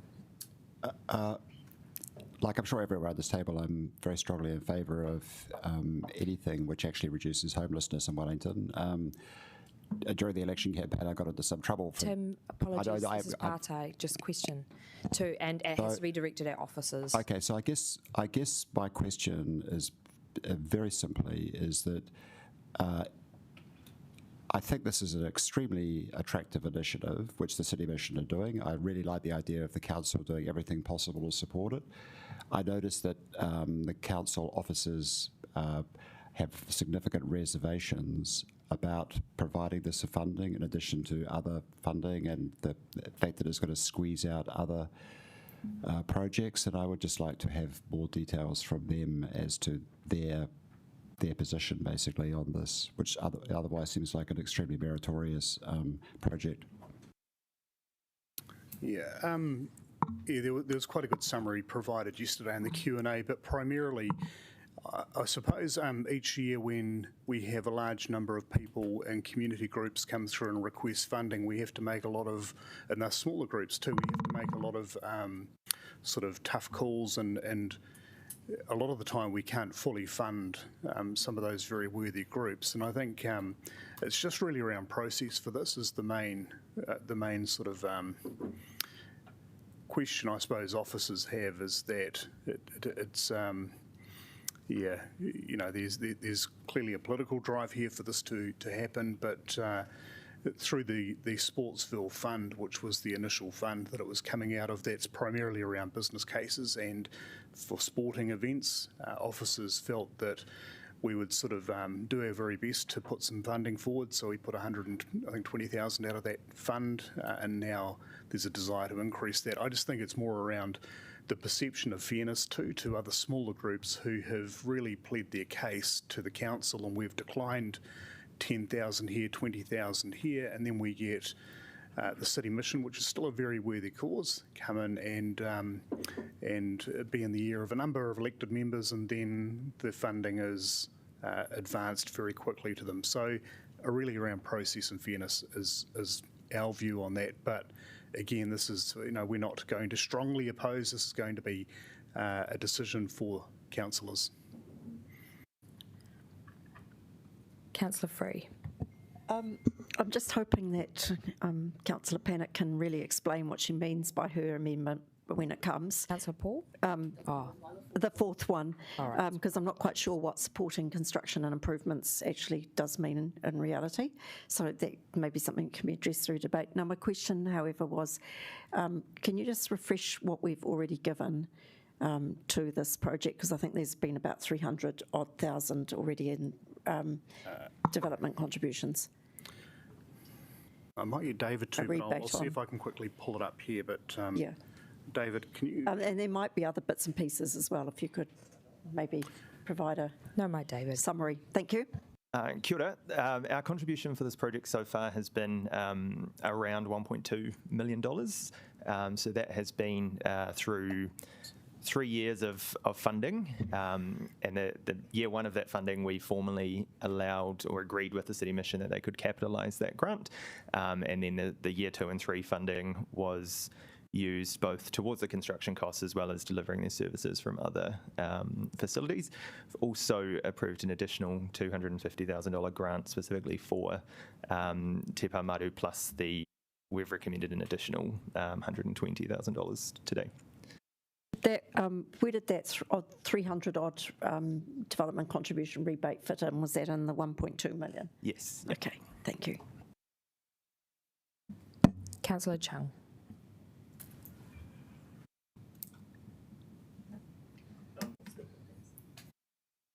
Oh, thank you. Poiwi Kelly. Thank you. So thank you for adding that further insight. Can you tell me then, how does the purposes of this 120,000 that's been proposed or recommended, how does that fit into the sporting? Because you said that this funds is for sporting initiatives. Really, it doesn't. And so we were doing workarounds to try and compromise and find a bit of middle ground. But then the unspent funds that aren't allocated throughout this financial year essentially gets moved across, I think, David, is that right, to the committee? Yeah, to decide. Any unspent funding from that Sportsville partnership funding reverts back to the Social and Recreation Fund. So this project does achieve the objectives of that fund, and it can be used for this project, but the initial intent of that funding is for sports partnership investments. So further question. So this fund, is it something that Wellington City Council set up, or is it somebody who, a citizen who set it up? Wellington City Council, isn't it? Yep. Yeah. Oh, okay. And Paul might be able to comment more on that, on the establishment of the fund. If, yeah. 2019. Or could you use your mic? The fund was established about 6 years ago, I believe. And it recognised that council had a role in supporting, I suppose, facilities and groups in the city who face some quite significant challenges. I suppose the work you're seeing today around community facilities, that's part of the puzzle. There are some challenges with the fund, though, in terms of how we allocate it. While $500,000 seems like a lot of money, with most of the projects we get involved in, it's only a portion of the funding. So it does rely on those groups getting other funding partners. But it's gone towards some very valuable projects, bringing groups together. The other challenge is actually getting groups to work together to kind of change. But yeah, I think COVID has been a little bit disruptive. And the other challenge we have with the fund is that actually and the inflationary environment around construction has also actually diminished the value of that $500,000 over time as well. So, yeah. One further question as well. Can you confirm for me that the shelter, because I'm sure I read it somewhere, that's built on council-owned land? Yes, the City Mission have a ground lease for the building. So is that rent subsidised? No, I don't know the arrangements of the lease. So you don't know if they're paying market rent for that land? My understanding is that they are, but we might need to clarify that. If you could find out that, I'd appreciate it. Thank you. Councillor Randall. Yes, I just want to get an understanding of the scale of this fund as well. I mean, you sort of mentioned it, $500,000, and so, you know, this amendment's really going to consume a year's worth of Sportsville grant. Essentially. I believe the intent of the amendment is to not pull from the rest of the money from the Sportsville grant, but from the social and recreation funding applications. So just so we're aware, it's not the additional monies. That fund falls into into now the main coffers, essentially. Okay, so how much money is in the main coffers of which this is being pulled? what's left is 500 and on 23. Is that right? 1,000. I think around about for this financial year. So this is going to use up what's left in all of the funds. There'll be no rollover or anything, no carryover. It doesn't get carry forward. Yeah, we would have. I assume we would have rates funded for it. It's an OPEX budget, but it wouldn't be carried forward. But it would, if we didn't spend this money, it would improve our overall year-end financial position as a council. Okay, so given we're running a major deficit, this is really just going to stay on the deficit. It won't help our deficit if we spend it. That I'm not the finance team, but that would be my understanding. Thank you. I just wanted to understand where the money really was coming from. But to be fair, we don't have the ability to carry it forward to our project next year. Yeah, that's an OPEX thing, but in the end, the money is going to come from borrowings. Thank you. Councillor Young. Interested in the paper, it talks about the fact that this Anglican Trust has a lot of cash or investments, and why are they not using those? I can't speak on behalf of the City Mission, but our view is that they're a very large organisation with significant assets and resources, and that if the council did not provide this funding, that would have no impact on the delivery of the project. So, I mean, I realise you can't speak for them, but were they asked why they're not funding it? I mean, because we funded them during the period the whole building was closed, didn't we? So they got money for doing nothing then. 3 years of it? 2 years of it? Well, they weren't doing nothing. I'll just ask people to be careful with the language we use. Well, but I mean, the venue was closed. That facility was closed, but they continued to deliver really important services on their other I've got no doubt about the good work they're doing. I mean, absolutely no doubt. But what I'm concerned about is that they have, a very large trust with assets behind them. I mean, they have a lot of property, for example, in Wellington. Not that I'm suggesting they sell it. I'm just wondering if they gave a reason why they're not using some of that money. That was part of our reasoning and recommending the amount that we recommended rather than the full figure requested. Councillor Calvert, then Councillor Free. Thank you. What about government funding? Because this is obviously a social service. That is not the direct responsibility of council. So what about government funding of this? I don't know the specifics of the government funding that the City Mission received. And did we receive a request, because we were just signing off on our annual plan where we could put some money in. Was there a request for this as part of the annual plan, the 23-24 annual plan deliberations? We encourage the City Mission to make a request through the annual plan process, but they have told us they were unable to identify the mechanism to do that. Right, okay. Do you know what they mean by they were unable to identify a mechanism? Because normally I thought it's people write in and say, can you give us some money? Yeah, Murray spoke to the grant subcommittee back in May, and I don't have the full detail, but he mentioned that it was a very difficult process for them to understand. Okay, thank you. Kuamutu, I've got Councillor Free, and then we're going to, all right, Councillor Pannett, and then we're going to close off partai around this. So has there been any sort of acknowledgement from the City Mission that they did receive the rates rebate or the development contributions rebate, and that could account for why you recommended less than the 500,000? That development contribution relates to whakamaru, which is right. Okay, so they're not quite the same. Okay, I understand that. And my other question was really about where the money's coming from. Was this some project that didn't? There's some mention of some project that didn't proceed. I think it might have been a polo club or something. Can you explain if that's absolutely gone, or will it likely come back in the future in a different form? Yes, the money was previously approved by the Grants Committee to go to the Polo Game project. Again, a project that from a cost point of view escalated.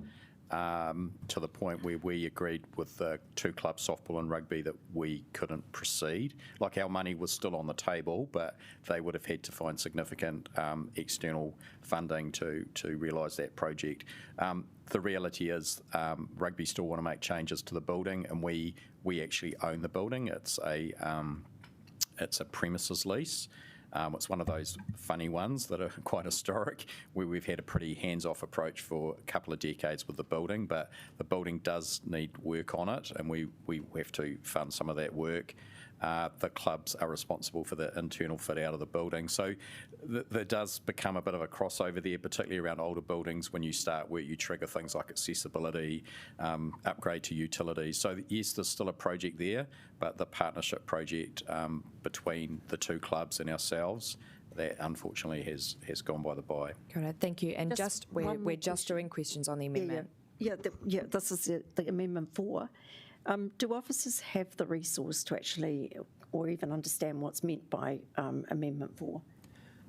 Yes, I think we understand what is meant by it. And one of the pieces of work that we've been asked to undertake is work to develop a homelessness strategy, and there is alignment between this this request and that piece of work. Okay, so this wouldn't cause consternation in terms of workload? We're very busy, obviously, as an organisation, but I think this is something that we can deliver alongside the homelessness strategy. And if you don't mind, really quickly, if I just jump back to your initial question around, the acknowledgement of the city mission about the funding that they have already received, they have a high level of appreciation for the support for the project so far. Didn't quite appreciate, that there are different projects. Yeah. Right. Thank you, committee members. Oh, my bad. No, I did say you could have the final one. Councillor Pennant. Can you remind the committee when the date of when such a facility was first recommended, and when the council first agreed to it?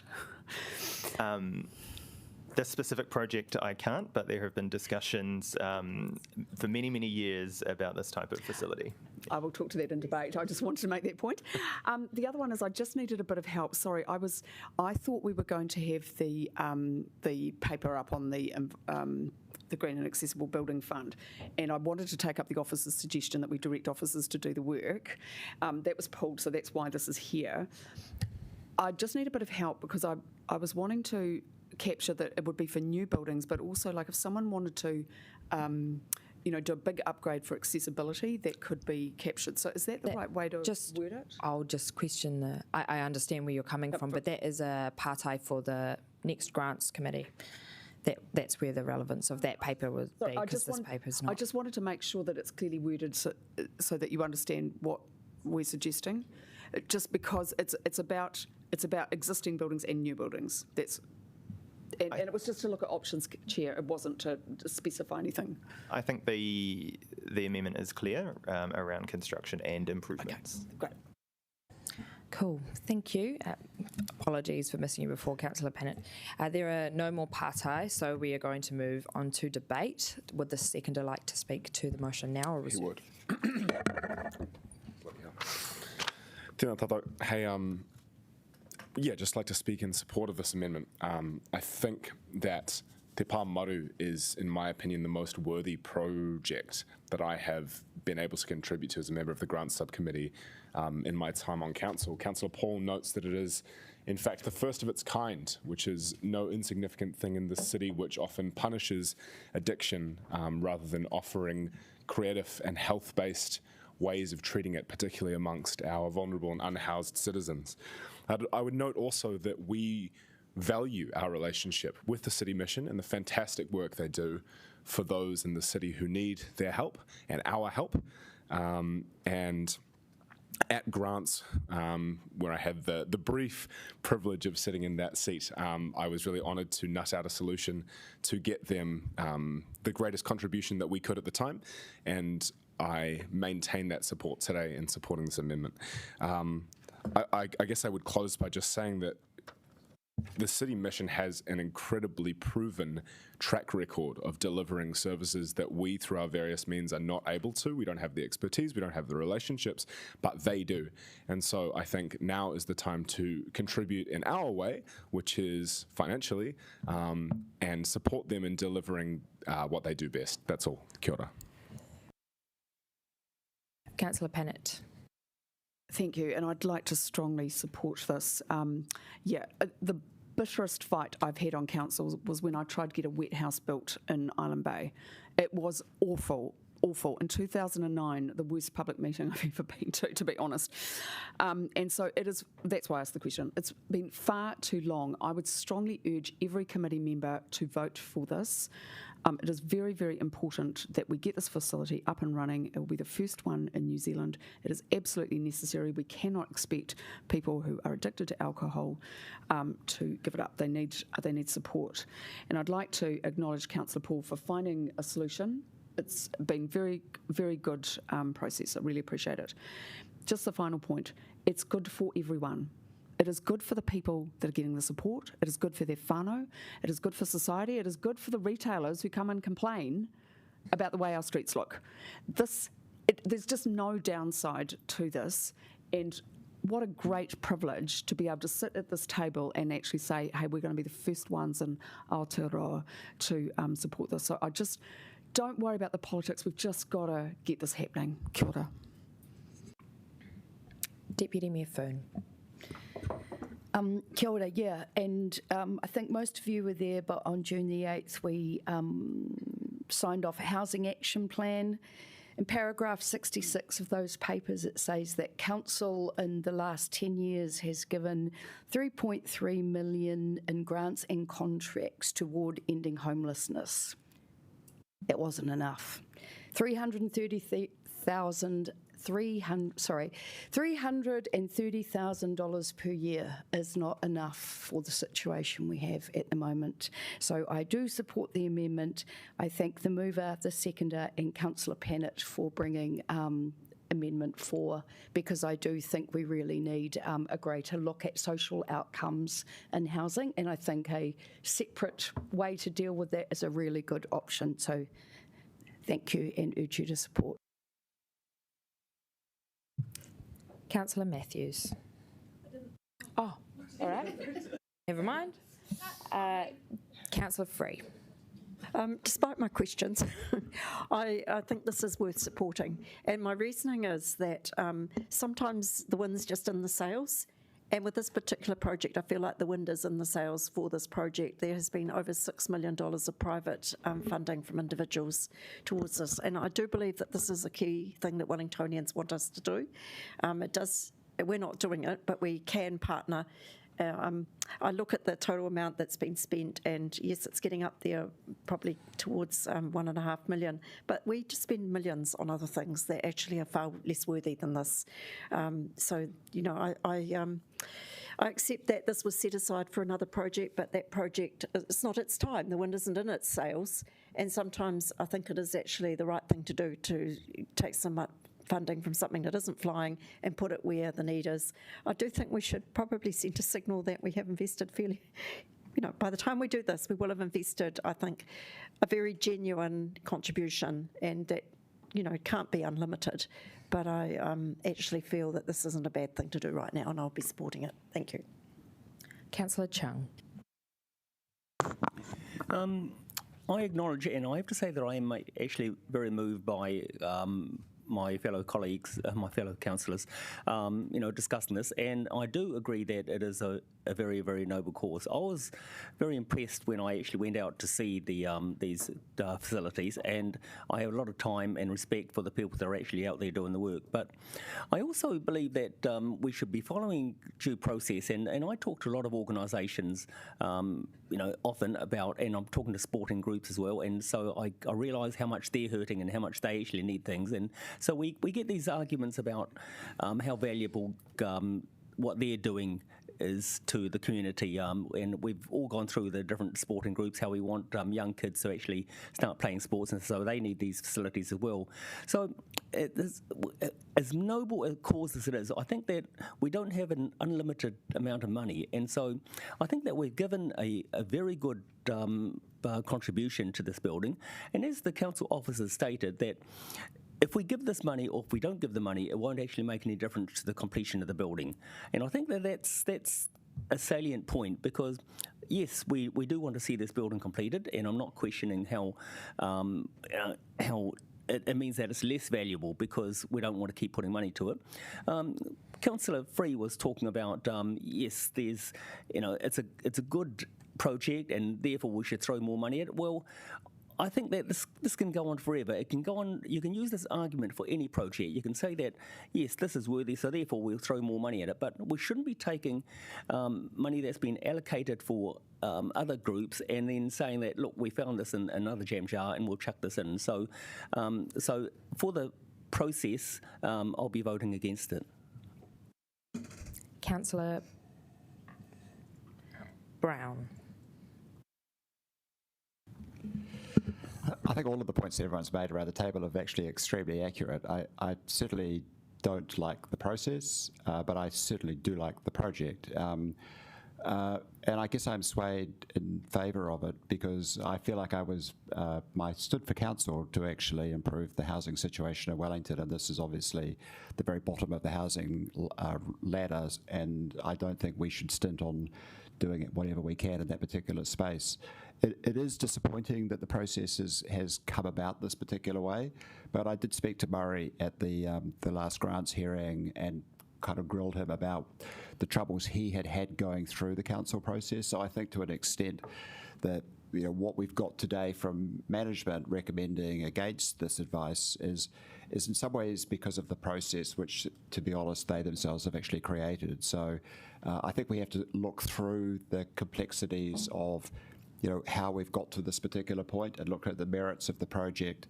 I would certainly like us, of course, to take the money out of the Golden Mile project and use that to support this. But I really do feel that councils does a very small amount in the soft areas, like assisting with sports clubs and assisting with homeless people and people with needs, and a very large amount with some of the infrastructural spends that we get involved with. And I would like us to do more of the soft stuff and a bit less of the hard stuff, if you like. So I'm actually in support of this project.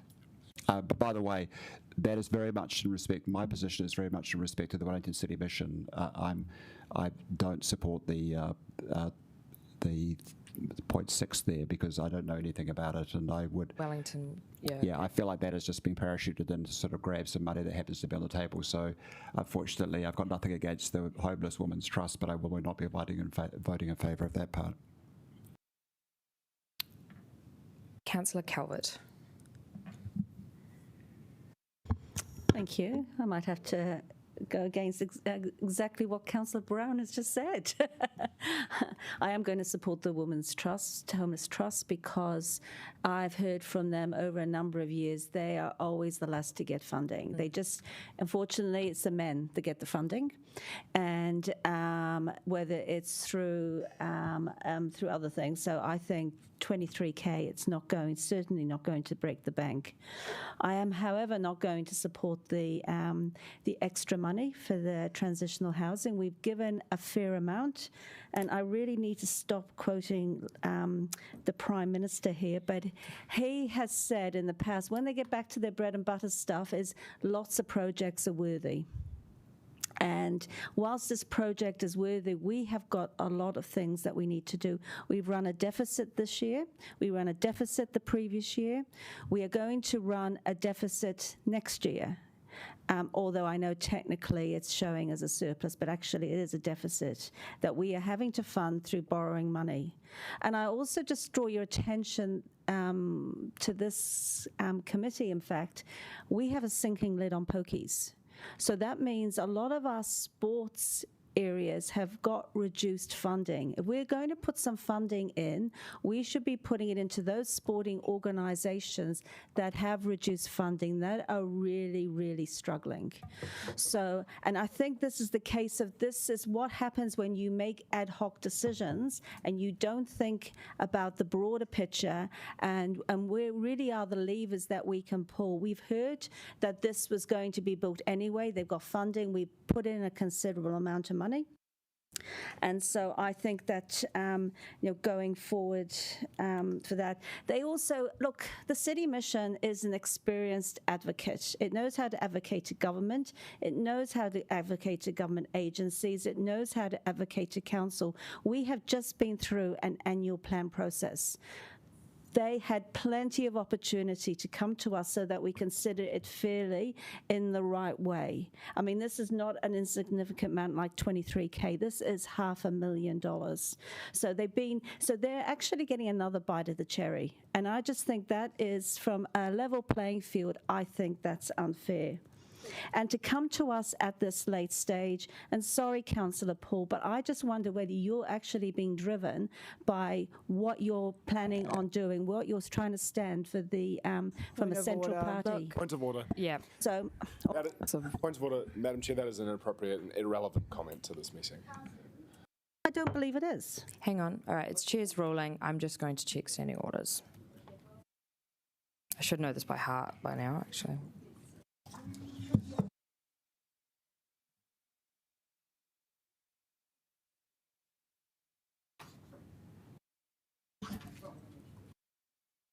Language use of disrespect.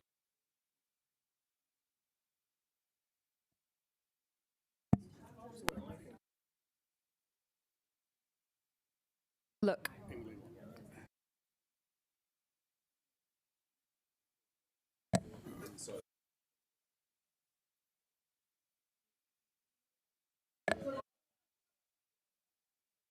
Order, look. Okay, looking at the amount of points of order Nico's raised, irrelevance, and I'm going to rule that as irrelevant. So I'm just going to ask you to don't go there again. Okay. Thank you, Councillor Calvert. We have Councillor Young.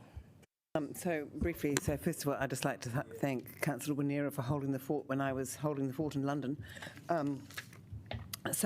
Look, lots of really interesting arguments. I am concerned about this because there's no doubt the City Mission does amazingly good work, and Murray Edris is a particularly outstanding City Missioner.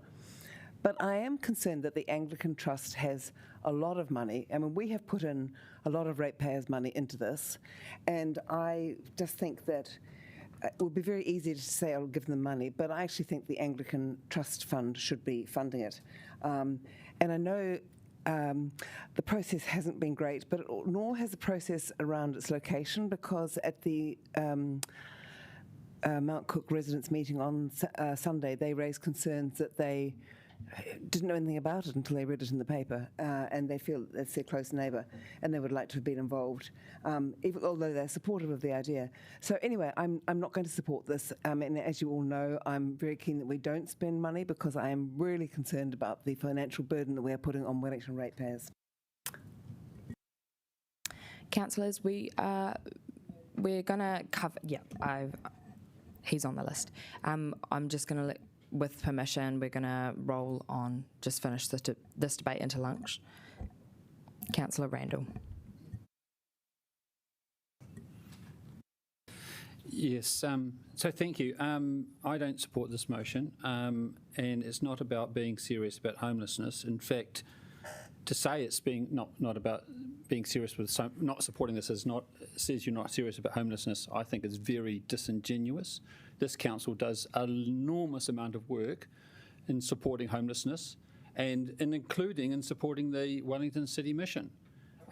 We've got before us $120,000 of money that we are going to borrow and give to them in support of what they're doing. As officers have said, they don't recommend more because we face significant funding pressure. People will miss out. people have missed out on our funding out of all of these grants. We've turned people down, and the officer's judgment is that this will still proceed. So it's a win for us to, and 120,000 will help them enable this. The extra money really is. It's really going to substitute for some other money that they're going to get. Now, I'm sure that the City Mission will use all of their money towards good causes, but really we're taking money from people who haven't chosen to give to the City Mission to give to them, and increasing that amount, I think, is a serious, through this process, not through officer support, through our proper process, I think is very, it's almost like they're getting an extra because of who they know. And I think that it's really a wrong thing to do. It's yet another spend from this council, which doesn't seem to be able to make a hard decision on spending. And, all of this is still it's all fictional money, really, because we're not charging ratepayers, we're putting it on for the next generation. Someone else later on is going to have to pay this back for this. I'm also... I'm very concerned because I think that there is a political element to this, and I don't like that. I think that we have our set of policies, and our officers follow those policies. And this is asking for an exception to this policy, and I don't think that's right. I think it's really more about the agenda of what's happening outside this council, and rather than what this council should be all about. So I'm against that. Councillor Abdurrahman.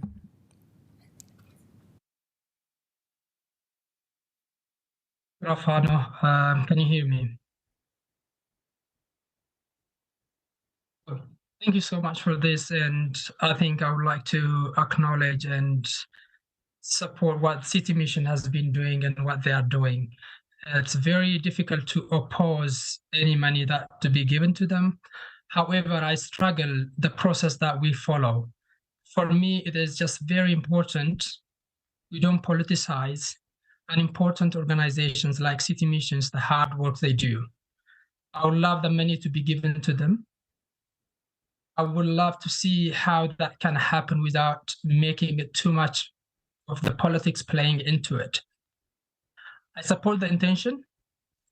The means is the most important part for me. Officers' recommendation of 120,000 is really a good one. And if we can explore more options of giving them the 500 in the future is something that I will absolutely support. And I'm still open to what other people are saying. I'm not decided, but I'm just telling you, I support the City Mission's work 100%. The way we support them needs to follow proper processes. And even if we make exceptions sometimes, there has to be a way when we do it. And I don't think so. We got it right this time, but I'm open to see the people who moved the amendment to put the points forward. Maybe I will be convinced, but at this stage, I'm just open. Pauiwi Kelly. Thank you, Madam Chair. This has been a great debate and conversation, and I'm feeling really very conflicted because this mahi is something that I'm really passionate about, and I think you've heard me say before, I really enjoy the mahi that we do, but the mahi I do in the community is what I'm passionate about. So I feel conflicted in having to make a decision here today, and it's been really good to hear all of the different views, and it's been really surprising to hear some of them as well. But where I have landed is our role as governors around this table right now. And for me, there's a couple of things that stands out to me, and that is that this funding has been tagged for sporting use and sporting events and sporting use, and I think that it's been. I commend the officers for being able to find a way to continue to support a very well cause, which Wellington City Mission is, and all the mahi that they do, and especially this unit that they are building. But I cannot support this recommendation. And when I say roles, we have landed in the conversation about roles. City Mission also knows that to get the funding for this, they are a wealthy trust, but they also know that there is funding available for this sort of service, and it's government funding. It's not ratepayer funding, it's government funding, and they have access to that, and there is an avenue for that. And I can also say that the trust that I manage, we've just opened a similar service for tāne who have police safety orders and have nowhere to stay. And we've been able to manage that with the government funding on a portion of what's been asked here, and even the 120, I would have been over the moon to have received that. So for me, this project is still going to continue to happen. Murray will make sure it does, and the officers have said that he has said it will still happen. So I come back to our role, and our role is not, in my view, to continue to build assets for other institutions and organisations, and this is essentially what this is doing. This is building their asset, which they already are a wealthy organisation, and they have the ability to get the shortfall that they need. It's still going to happen. Murray's probably not going to talk to me after this, but I can live with that. But I'm not going to support the recommendation. I support Wellington City Mission and all that they do, but I do not support this. I do not even support the 120 going to them. I would like to see this fund going into building healthy action events for our rangatahi, for our tamariki, and then maybe they won't need this service because they would have been out there, been active in the community, doing, the sporting activity. So I'm not even going to support the 120. But I will support the women's one. I have no other committee members on the speaking list for debate. I'll ask the mover for a right of reply. I really don't think one is necessary. I think we've canvassed. No, I would like a right of reply. They're always entitled to right of reply. Okay, so... yeah. Are you done? Yeah. Okay, great. I just want to thank everyone for their debate today. I think most people made really good points. I think Councillor Pannett really encapsulated the importance of this work. This conversation has been going on for 2 decades now, and today you've got an opportunity in front of you to make history and to finally support the establishment of this facility, which will go a really long way to ending homelessness. I want to thank colleagues who will be supporting either the City Mission or the Wellington Women's House funding today.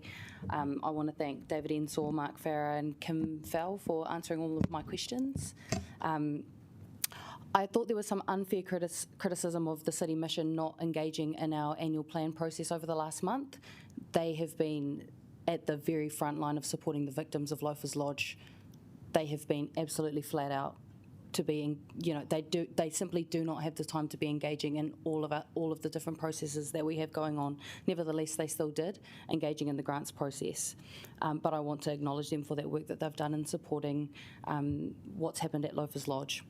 There are a couple comments in there around people saying, "Oh, I think this is political." Well, I hate to break it to you, but you are a politician.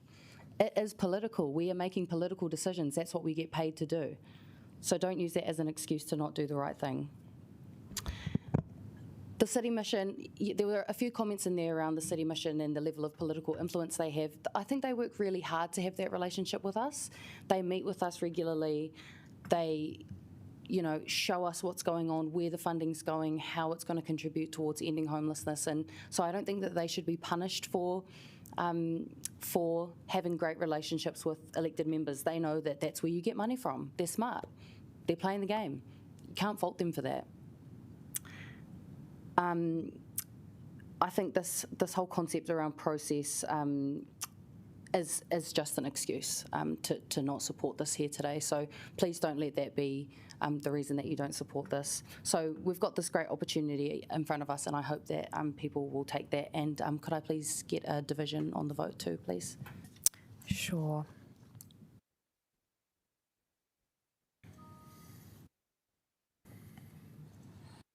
He naine ka pōtitia te motini. I now put the motion which has been moved and seconded. Please vote accordingly. Okay, would we like...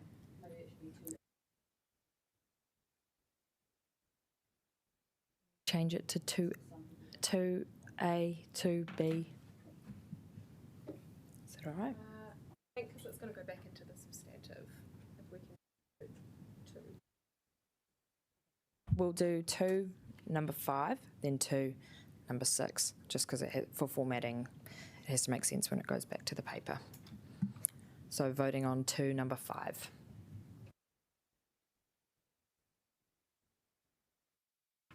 Yep, all division. I listened to this. Change my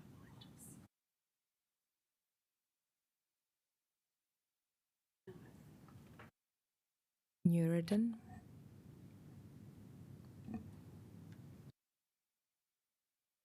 He's frozen. Nuridin. Can I just check with Dem Services if we have visibility over the Zoom?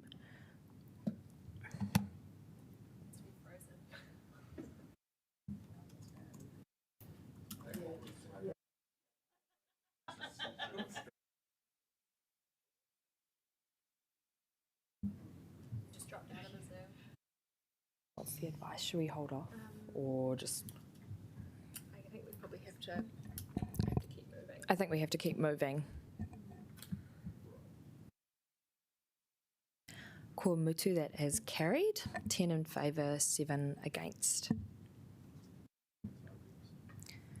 Ooh. Number 2. Still putting them 120. 6. Wellington Women's Homeless Trust.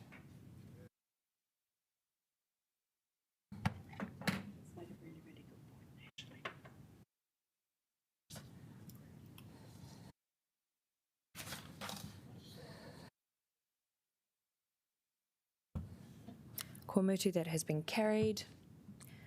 Voting on number 3, the noting amendment. Why are we noting that? Honestly. It's the motion that's been put. I know.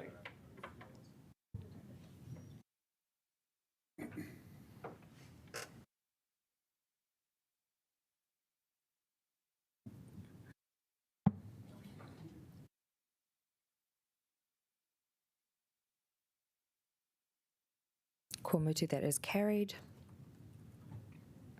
Resolution 4.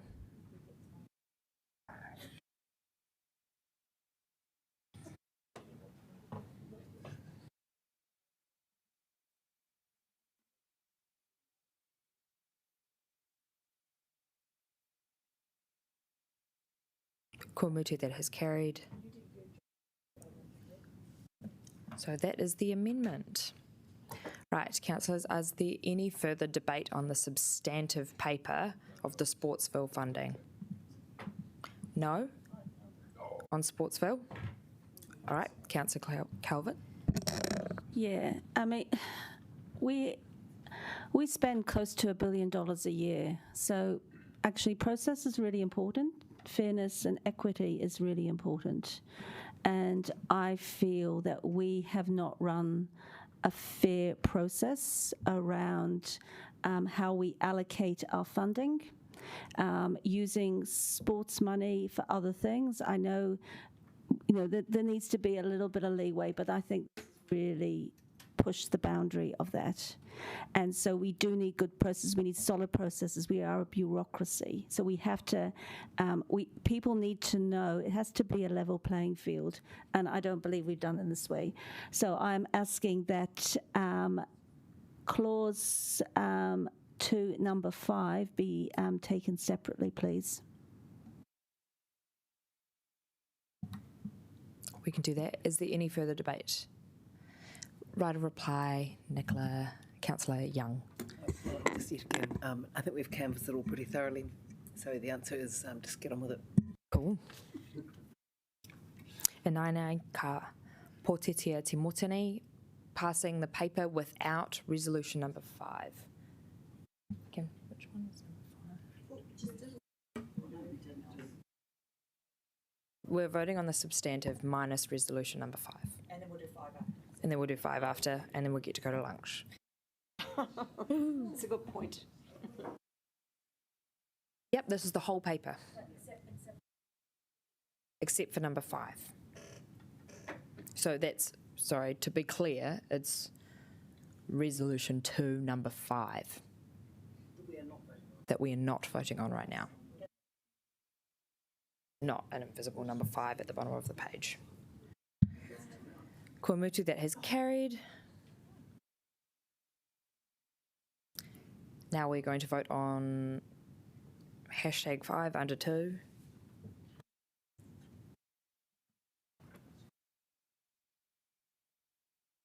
Hashtag. Pound symbol.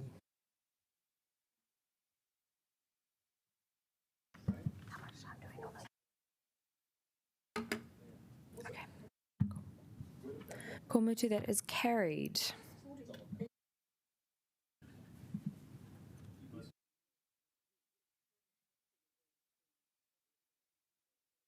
Okay. Councillor Chung, did you wish to vote against? We can note that. Yeah, sure.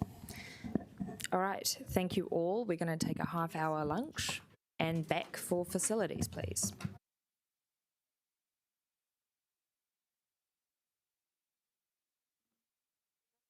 Some good points, but on the plus side, we know exactly what that money's going to achieve, and it will help it get there faster. Because showing support like that means they can probably go to the mission now and ask for the whole completed bloody lot.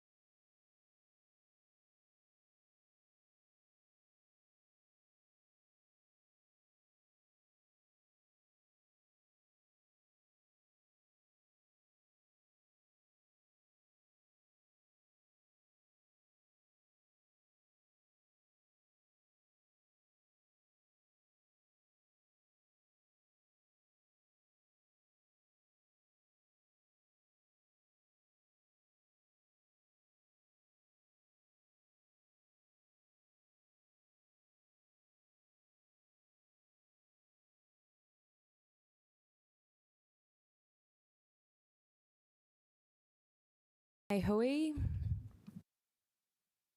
Thank you all for your attention after lunch, and a really good morning getting through some other tough decisions. So we are now moving on to item 2.3, Te Awe Mapara Community Facilities Plan. No mai Kim Fell ki te hora i te kōrero and Christine and officers to introduce the report. Kia ora. Thank you, Chair. So this paper is seeking approval to publicly consult on Te Awe Mapara, the draft Community Facilities Plan. This plan is a result of 12 months analysis and work to understand how well our network of community facilities are meeting needs and aspirations of what is needed to ensure the buildings and spaces that we have are fit for purpose and fit for the future. The Council engaged Visitor Solutions on this project, and they are experts in community facility planning and have done similar work at other councils throughout New Zealand.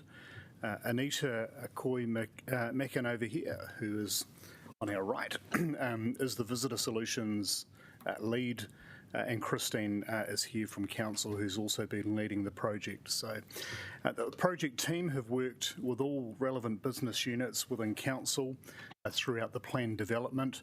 They've met with all Council advisory groups and at least 3 times, and have held workshops with councillors.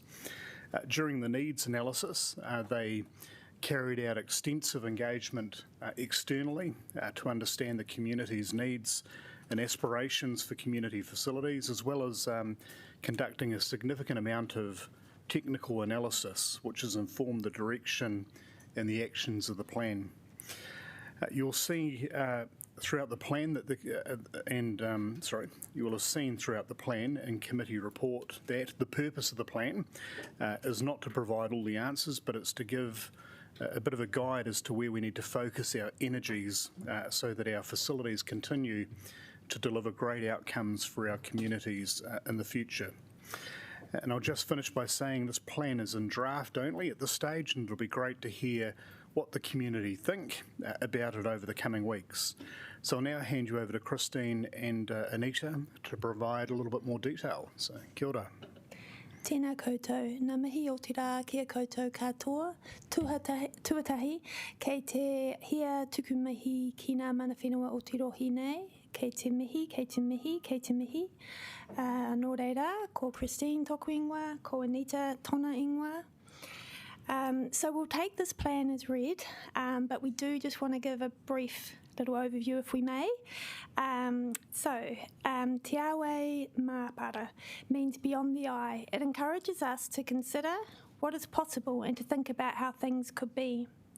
This is the spirit in which this plan has been developed, to recognise all the amazing work that has been done before us and to learn from this to shape where we need to go so that our community facilities are fit for the future. This work commenced as a directive from the spatial plan to ensure we had the right facilities in the right place and at the right time for the anticipated growth of approximately 50 to 80,000 people over the next 30 years. Right at the beginning of the project, we held a wānanga with Taranaki Whānui, which set the direction of the plan. These included aspects such as the importance to the sense of belonging, making sure facilities embrace te ao Māori and were inclusive for all our communities in Wellington.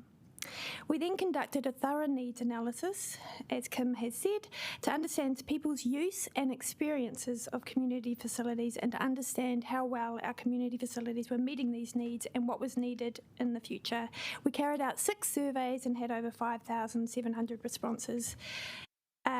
We have spoken at depth about our main findings, but to sum up, Wellington has a significant number of facilities which are largely single purpose, small, ageing, deteriorating condition and not fully functional. That is, the design may not be suitable for the range of intended activities and for all the people who use it. Given the age, many facilities are not accessible, inclusive or efficient to operate. Geographically, what we've found is the city is well covered, but the number and size of some buildings has led to overlapping catchments, which has diluted demand. And it is the size and functionality of our facilities that will impact our ability to cater for growth. Despite many facilities located next door to each other, there is limited collaboration, and this has led to a lack of cohesion, duplication in what is offered, and inefficiencies. What we also found is that Wellington value and have good engagement with community facilities, but there is low awareness of some. And the community is calling for better quality, not necessarily more facilities. So to respond to these findings and challenges, we need to be smarter with our facilities. This plan represents a different way of working. It provides us with a strategic framework to guide our decision making so that we can deliver a connected and cohesive framework, functional facilities, innovative delivery and well-considered investment decisions. I'll just hand over to Anita. So, to carry on from Christine, the purpose of this plan is to guide the Council's future work. It doesn't have a whole lot of recommendations for new facilities or upgrades to existing facilities. This is because any time you want to consider a change to a facility, it needs to be thoroughly investigated and the community well engaged before making a final decision.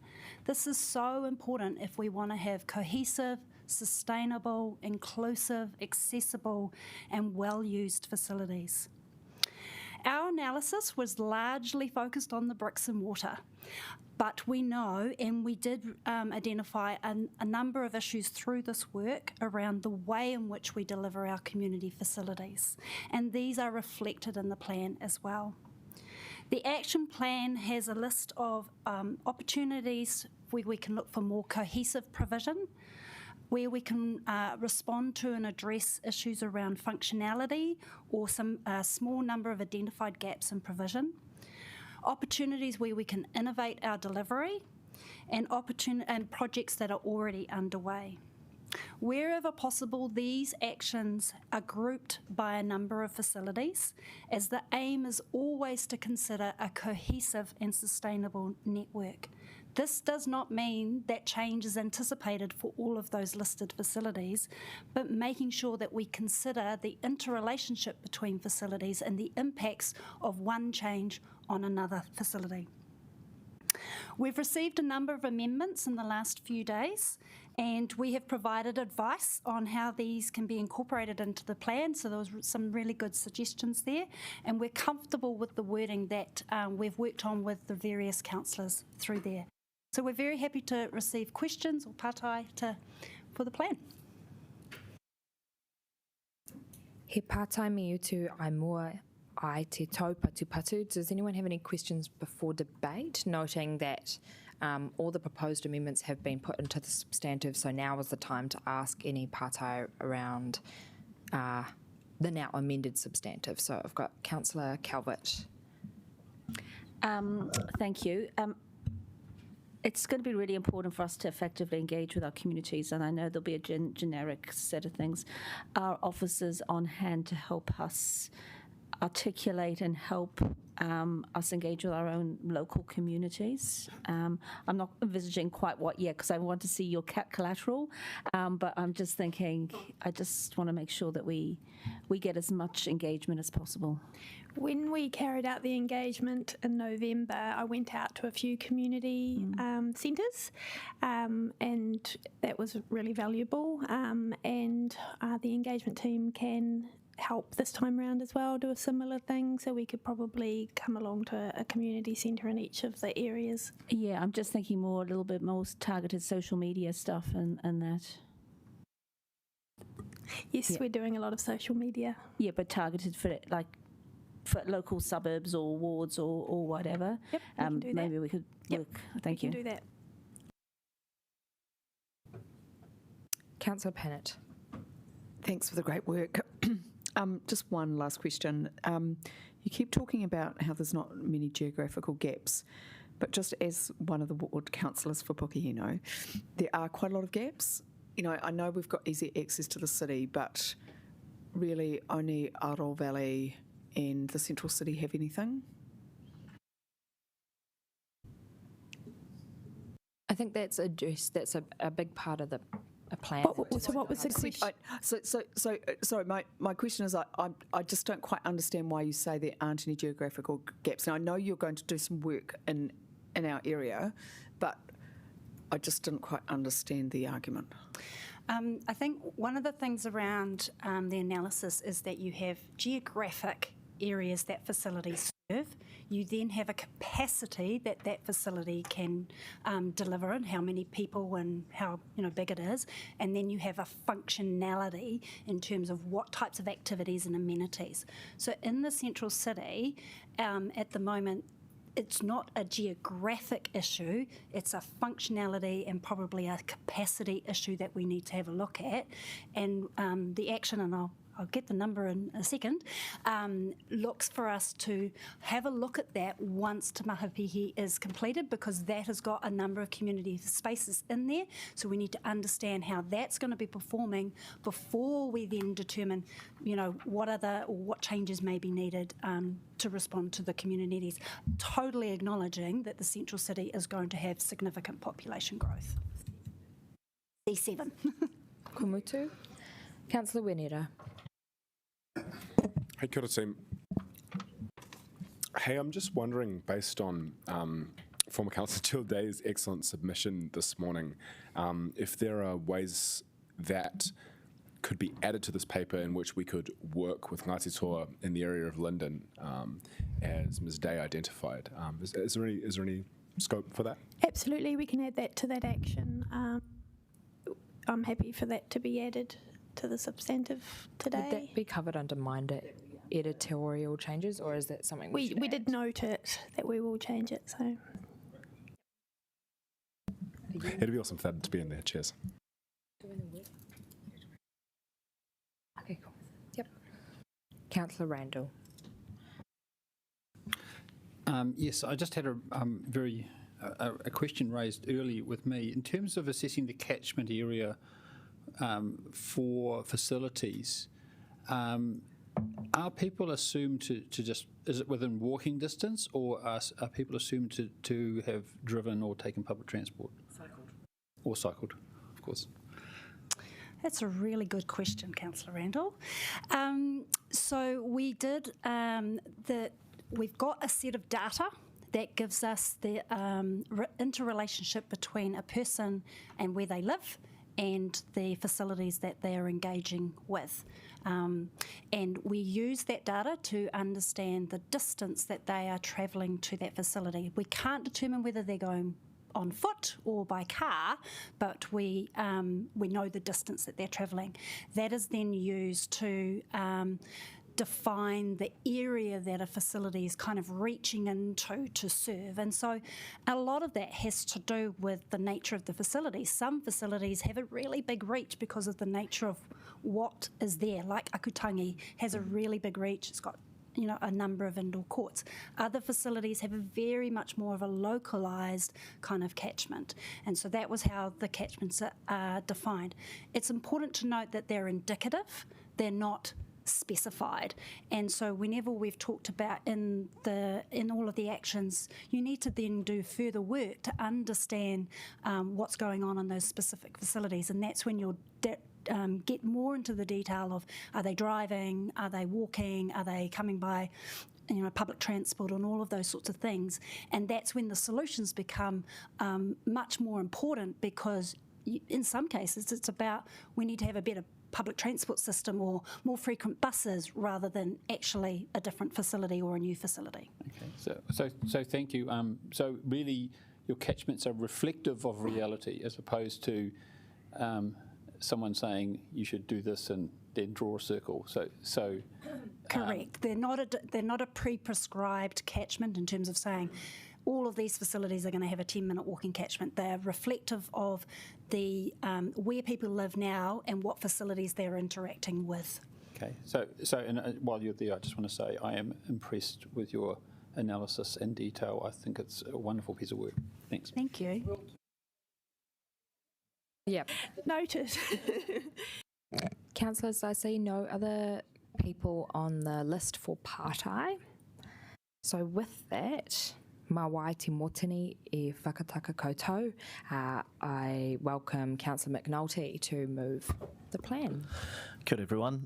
Real pleasure to move this today as the substantive incorporating the amendments from Councillors Pannett, Calvert, Randall and Weeneta as well. I want to echo Kim's words, and as you head off to Masterton, this is actually a really great legacy to leave us with, and I'm sure you'll be borrowing this work for the needs of the wider Napa. And also, Christine and Anita, congratulations on the work you've done here. That really is a stellar plan. There's a thorough set of criteria and analysis that we can use to make some really good decisions about the best facilities for our future.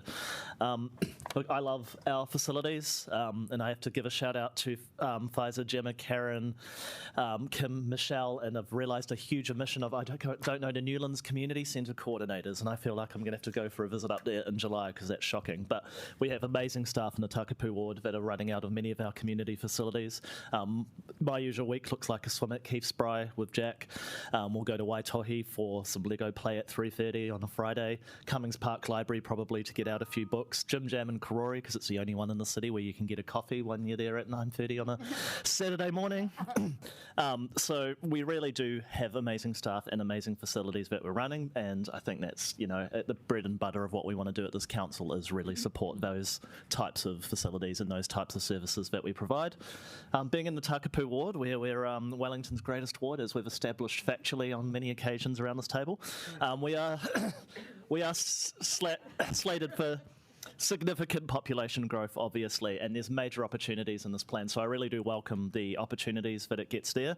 I can see, you know, when this paper came through, I quickly shot it out to all of our community networks, and there's massive support for the idea of a coordinated major recreation centre in Johnsonville coming from residents' associations to Johnsonville bid and the like, and I think we'll get better utilisation out of what we have existing as well. So I'll just leave it with, given we had a compelling presentation this morning from our representatives up in Tawa, that there's work and train around how we can better utilise that library and community facility site. There's the opportunity to do housing there. I hope that as we move to the LTP and up for the consultation of this, that we may see some opportunities to move further. Kia ora.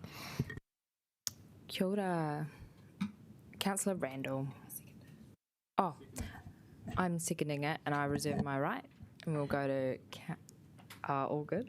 Councillor Randall, do you wish to speak? Yep, cool. Yes, sir. I just want to third Councillor McNulty in terms of all of his sentiments, including, of course, that Takapū is the best ward. But more importantly, I think I really commend officers for this plan. There is good plans and bad plans. I would also really invite the community to get engaged with this plan, because not only is there some good analysis, some good background information, but there's also some detail, some real detail in what the plan is proposing to do for different communities. And I'm sure that different communities will look at it and they'll see gaps, they'll have disagreements with the evaluation. That's why it's going out to consultation. And so I really think that this is something that can help take people on the journey and guide us after the feedback and after the further amendments that the submissions will drive. I think that this is a sound plan. It's at the right level of detail, and so I do support it. Thank you. Councillor Pannett. Kia ora. Very quickly, because everyone's said what needs to be said, but the staff have done a great job, so thank you. So look, due to the excellent work of Councillors Matthew, O'Neill, former Councillor Fitzsimons, we finally got our Takatapui Rainbow Advisory Group, and now we're all guns going. So I'm going to hear a lot about meeting the needs of this very important community. So thank you to the staff for allowing me to escalate this work. We're going to try and get a feasibility bit of work just to meet the needs, the very diverse needs of that community more quickly, so that we can hopefully get some modest change through the long-term plan. It's not a big flash facility, but it's just about looking at some things we can do to create safe rainbow spaces. And also just thank you for agreeing to my amendment around giving special consideration to some groups that have been underserved in the past. It's not an exclusive list, there may be others, but just really wanting to say, look, there are some people that might need a bit more support and resources than others. So pleased to see that there. Thank you. Deputy Mayor Phone. Just a massive mihi to our team for the Te Awa Mā Para. It's Parapa. Amazing piece of work, and really enjoyed reading it. And actually, for the first time, it really gave me a good overview of all the buildings and spaces and places that the city actually runs. Because I think Councillor O'Neill and I have been trying to dive into this a little bit, and we've never had that overview. So I think surely amongst council as an organisation, this has been a really important practical piece of work. But for a while as a councillor, there has been concern about how some of our spaces are being used, and so it's exciting to see that one of the outcomes is that we're recommending, to have a recommended hours of use. Like, I think that will be really good going forward, so that we can enable our facilities to be enjoyed by more. I love the idea of recommending a streamlined booking system, so that everyone can understand and have an easy access to our facilities, and also that. Can't remember. The cohesion, and actually that we're working together both as so not separate units, but this idea of the hub and spoke, or just working across a region, so that we're working together makes a lot of good sense. I want to thank the team for capturing all of the things that are in the pipeline through the action plan, and a big one that Councillor O'Neill and I have been working on is really understanding an overview of how we fund our independent community centres and organisations, and is that right? Is it at the right setting? And I do want to acknowledge Councillor Jill Day for coming and giving us some gracious time this morning. It was lovely to have her in here, and for us just correcting us on the Linden wharepaku, which we did agree to last term, so it's really good that we've picked that up. But also that opportunity to review spaces. And we agree that in Island Bay we also have the library and a community centre that could be combined and free up space for housing in the long term. So can't thank the team enough for the work. Really good to have it down. Really great information for the public, as well as I'm sure for our organisation and possibly Masterton District Council as well. Kia ora. I will just take my seconding speech now. I can't begin my speech without a large acknowledgement, in particular, of Christine's work. She is a genuine leader in the organisation. I've spent many afternoons and evenings with her at various advisory groups, as well as all the very diligent workshops with councillors, and I just want to say that it is noticed and really appreciated. It was mentioned at the Rainbow Advisory Group that it was really lovely to feel counted in all this preliminary engagement. And Anita as well, I know, has been really fundamental in shaping this approach, and particular for councillor stuff. I wanted to pull out and acknowledge the amendment that Councillor Pennant has made that's now been moved into the substantive, because I think it's really important that we create safe spaces for our rainbow community, and that's seen through all of the facilities. Lastly, just to thank all my colleagues for being a good sport and collaborative around these things. I think we've ended up with a really excellent plan to go out to consultation. Cheers. Now, like to offer back a right of reply. Fantastic. E nai nei ka potitia te motini. I now put the motion which has been moved and seconded.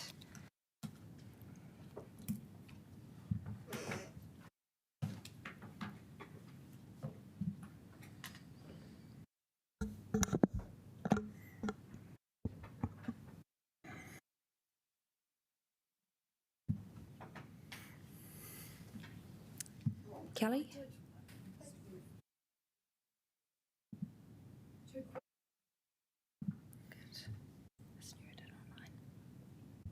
Councillor Abdurrahman, are you on Zoom?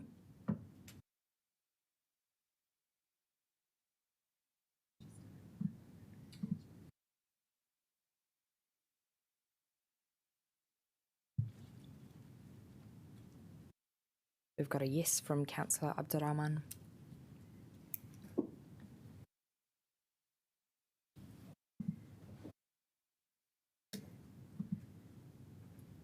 Ko Kua mana, that is carried.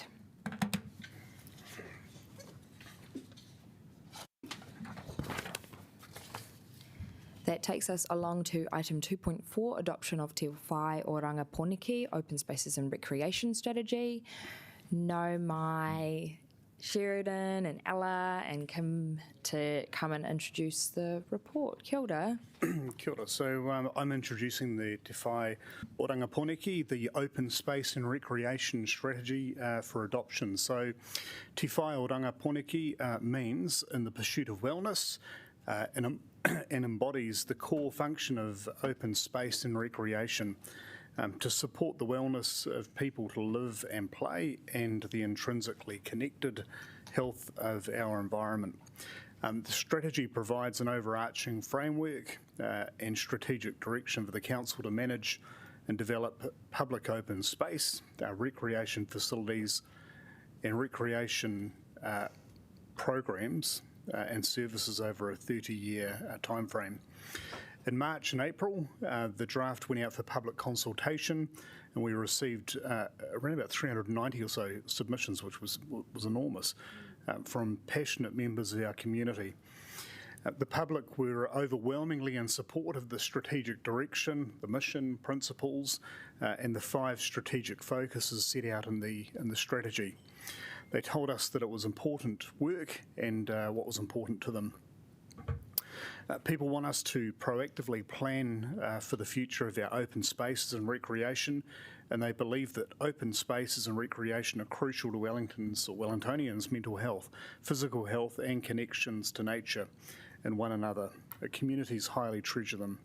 The consultation also provided lots of useful and constructive suggestions that we've now input into the final version of the strategy, and we're adopting that today. So the key changes, there's 3 of them here, are the significance of our park network as green infrastructure, the importance of access to our parks and recreation, there's more than 3, the importance of rangatahi and tamariki independence in play and skate, and a new approach added that supports their independence.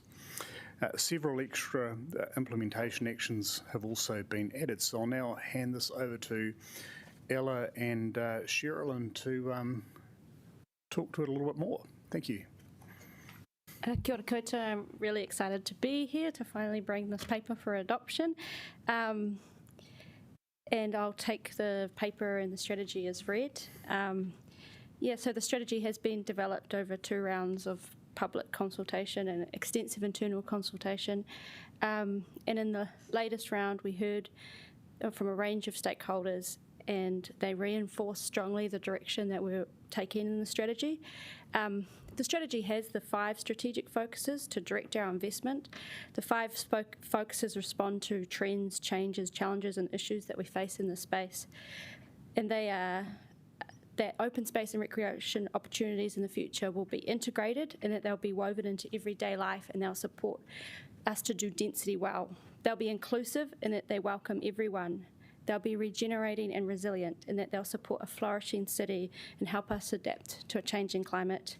They'll be re-indigenising in that they support Mātauranga Māori will be in our open space and recreation, and they'll be diverse opportunities in that they support our diverse needs and our diverse changing needs as we go. So, yep. Kia ora, he pātai me utu ai mua ai e tau patu committee members. Are there any questions, including the amended substantive? No, I think very well introduced. Thank you all. Cheers. We will move on to debate now. Thank you. Mā wai te mōtene e whakataka koutou. Is there a mover for the motion? I believe Councillor Wineta is going to move. You'll reserve your right. Councillor Wineta.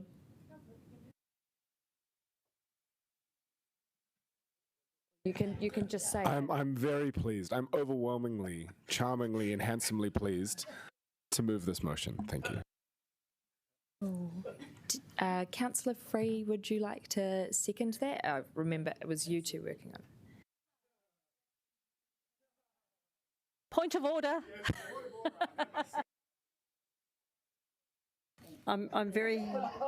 Is that irrelevant? Councillors, a bit of order, please. I'm very happy to second it, and the issue I raised, that the acknowledgement of Motukairangi, the aspiration to have a heritage and ecological park there, it's actually been incorporated in the paper, but I didn't notice it under the aspirations of or working in partnership with Maori sections, so very pleased that it's in there. Kia ora. Councillors and members, is there any further debate? No, all good. I just want to, Deputy Mayor Foon. Yeah, probably just to acknowledge the submitters, and I know that it's good to acknowledge the passion of Wellingtonians, and just loved hearing things like someone speaking up for being the voice of our manu, and really seeing those ecological corridors being acknowledged and the value that they bring to the open space, and particularly on working with developers to help them understand as well. I do query how exactly we're going to do that, but it's good that we've got an action to do that. And just actually do want to bring up the that Houghton Bay, the pollution in Houghton Bay was brought up by a submitter as well, and that we've now got an action to start looking into that more seriously. I think that that's a very unacceptable situation for Wellington City to be in, so I'm looking forward to seeing action on that. Kia ora. Cool. Kia ora. And just to also acknowledge the process of creating this document has been really extensive, and it's one that we can all be proud of. It's also really neat to see re-indigenising highlighted in the natural environment as well. I ran into Peter Gilbert just the other day, who used to run the natural environment portfolio here at council previous to my time, and he sort of had a check-in about a range of different council things and all, how's the PSR doing and things like that, but he took the time to mention that he was really impressed with the open space and recreational plan. And just an acknowledgement and thanks to officers for all this mahi. Back to you for a right of reply if you would like one. Councillor Wineta. Fantastic, no right of reply. And aine ka pōtitia te motini. I now put the motion which has been moved and seconded. Please do as follows.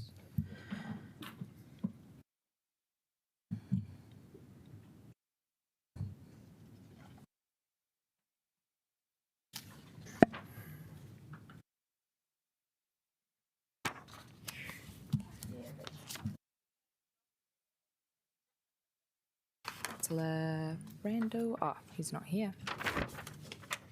Good. Holden.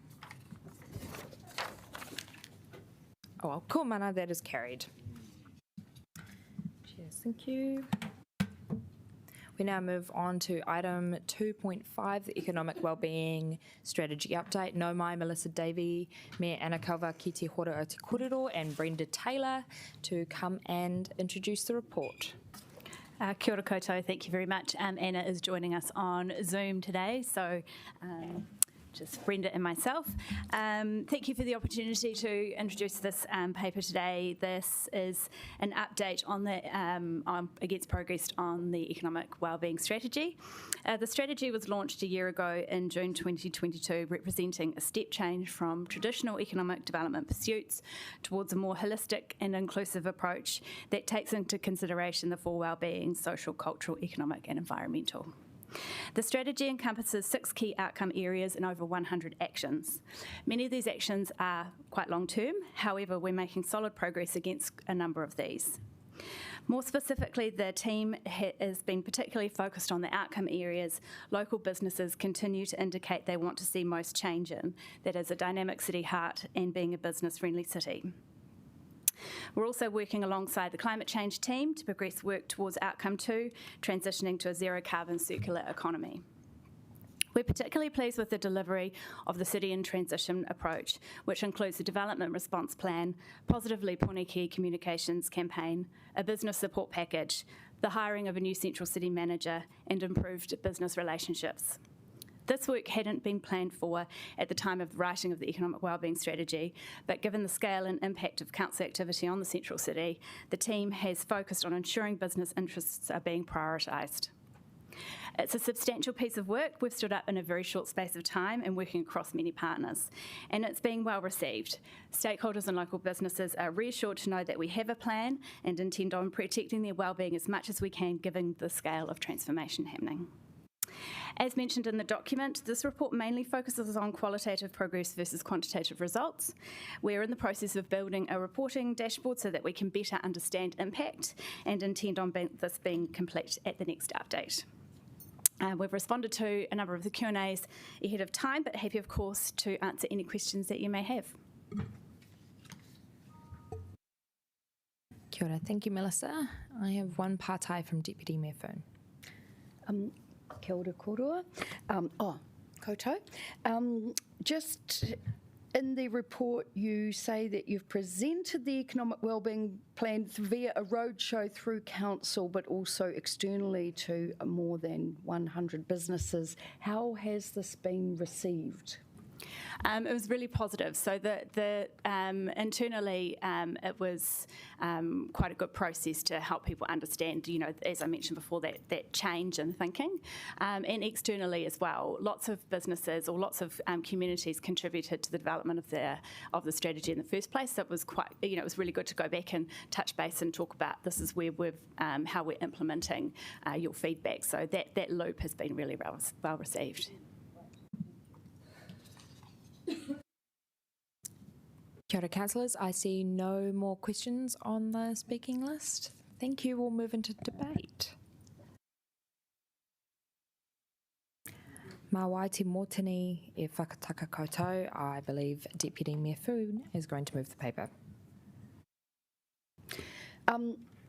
Well, kia ora, yes, and it is a real pleasure to be able to move this updating paper for us today on He Rautaki Oho Ohanga Oranga, our economic wellbeing strategy. And it was a real delight to be able to work with the development over last term and actually follow the journey and then now see what's manifesting.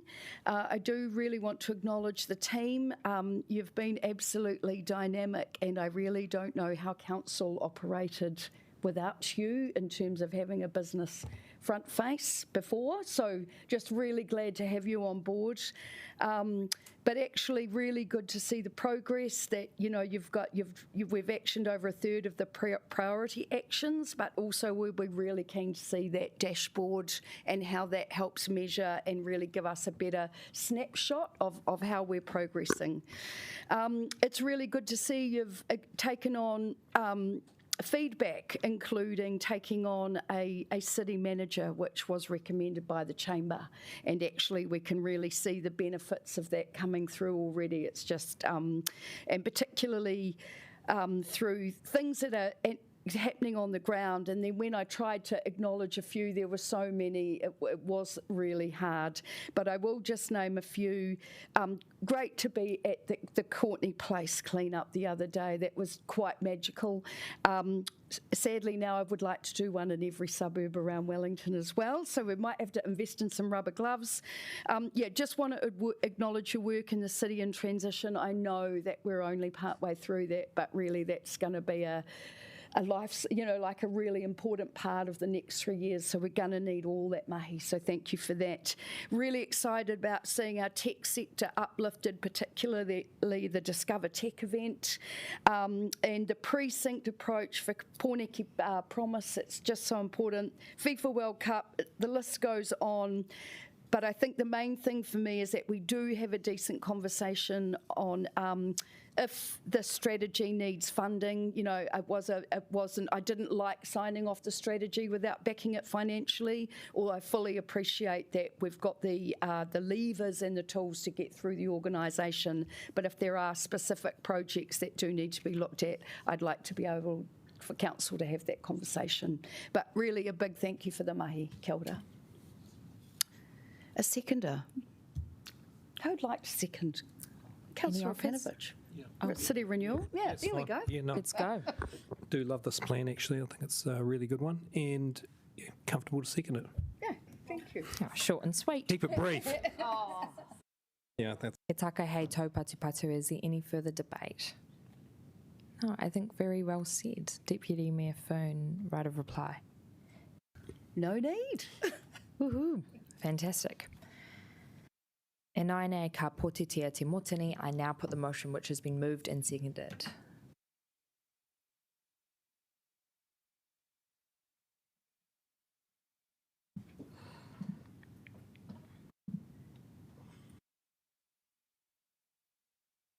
Councillor Calvert, oh, she's gone. Councillor Abdurrahman. He might be fallen asleep, I wouldn't blame him. Oh, I'm here. For some reason, it's not working for me. Ah, do you vote in favour of the economic wellbeing Yes. strategy? Yeah, cool. Thank you. We'll note that. Ko I'm mana. still awake 5 a.m. Oh, going strong. We'll let you go real soon.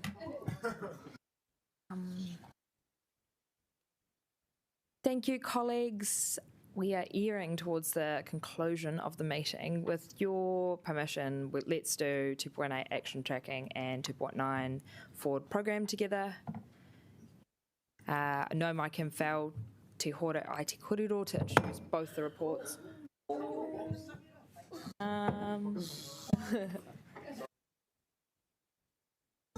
Maybe we can take the reports as read would be really good, and that was not staged. Take the reports as wet, yeah.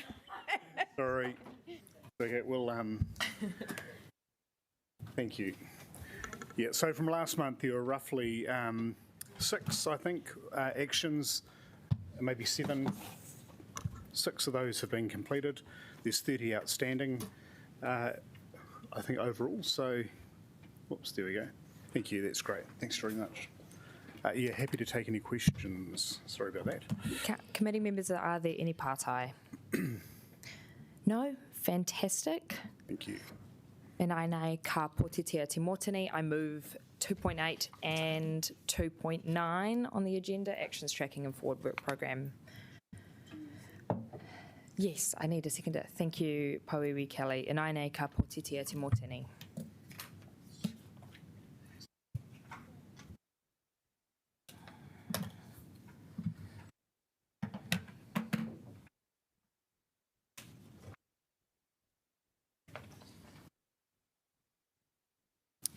Councillor Brown, Councillor Chung, if you could give that a go. Ko mana, that is carried.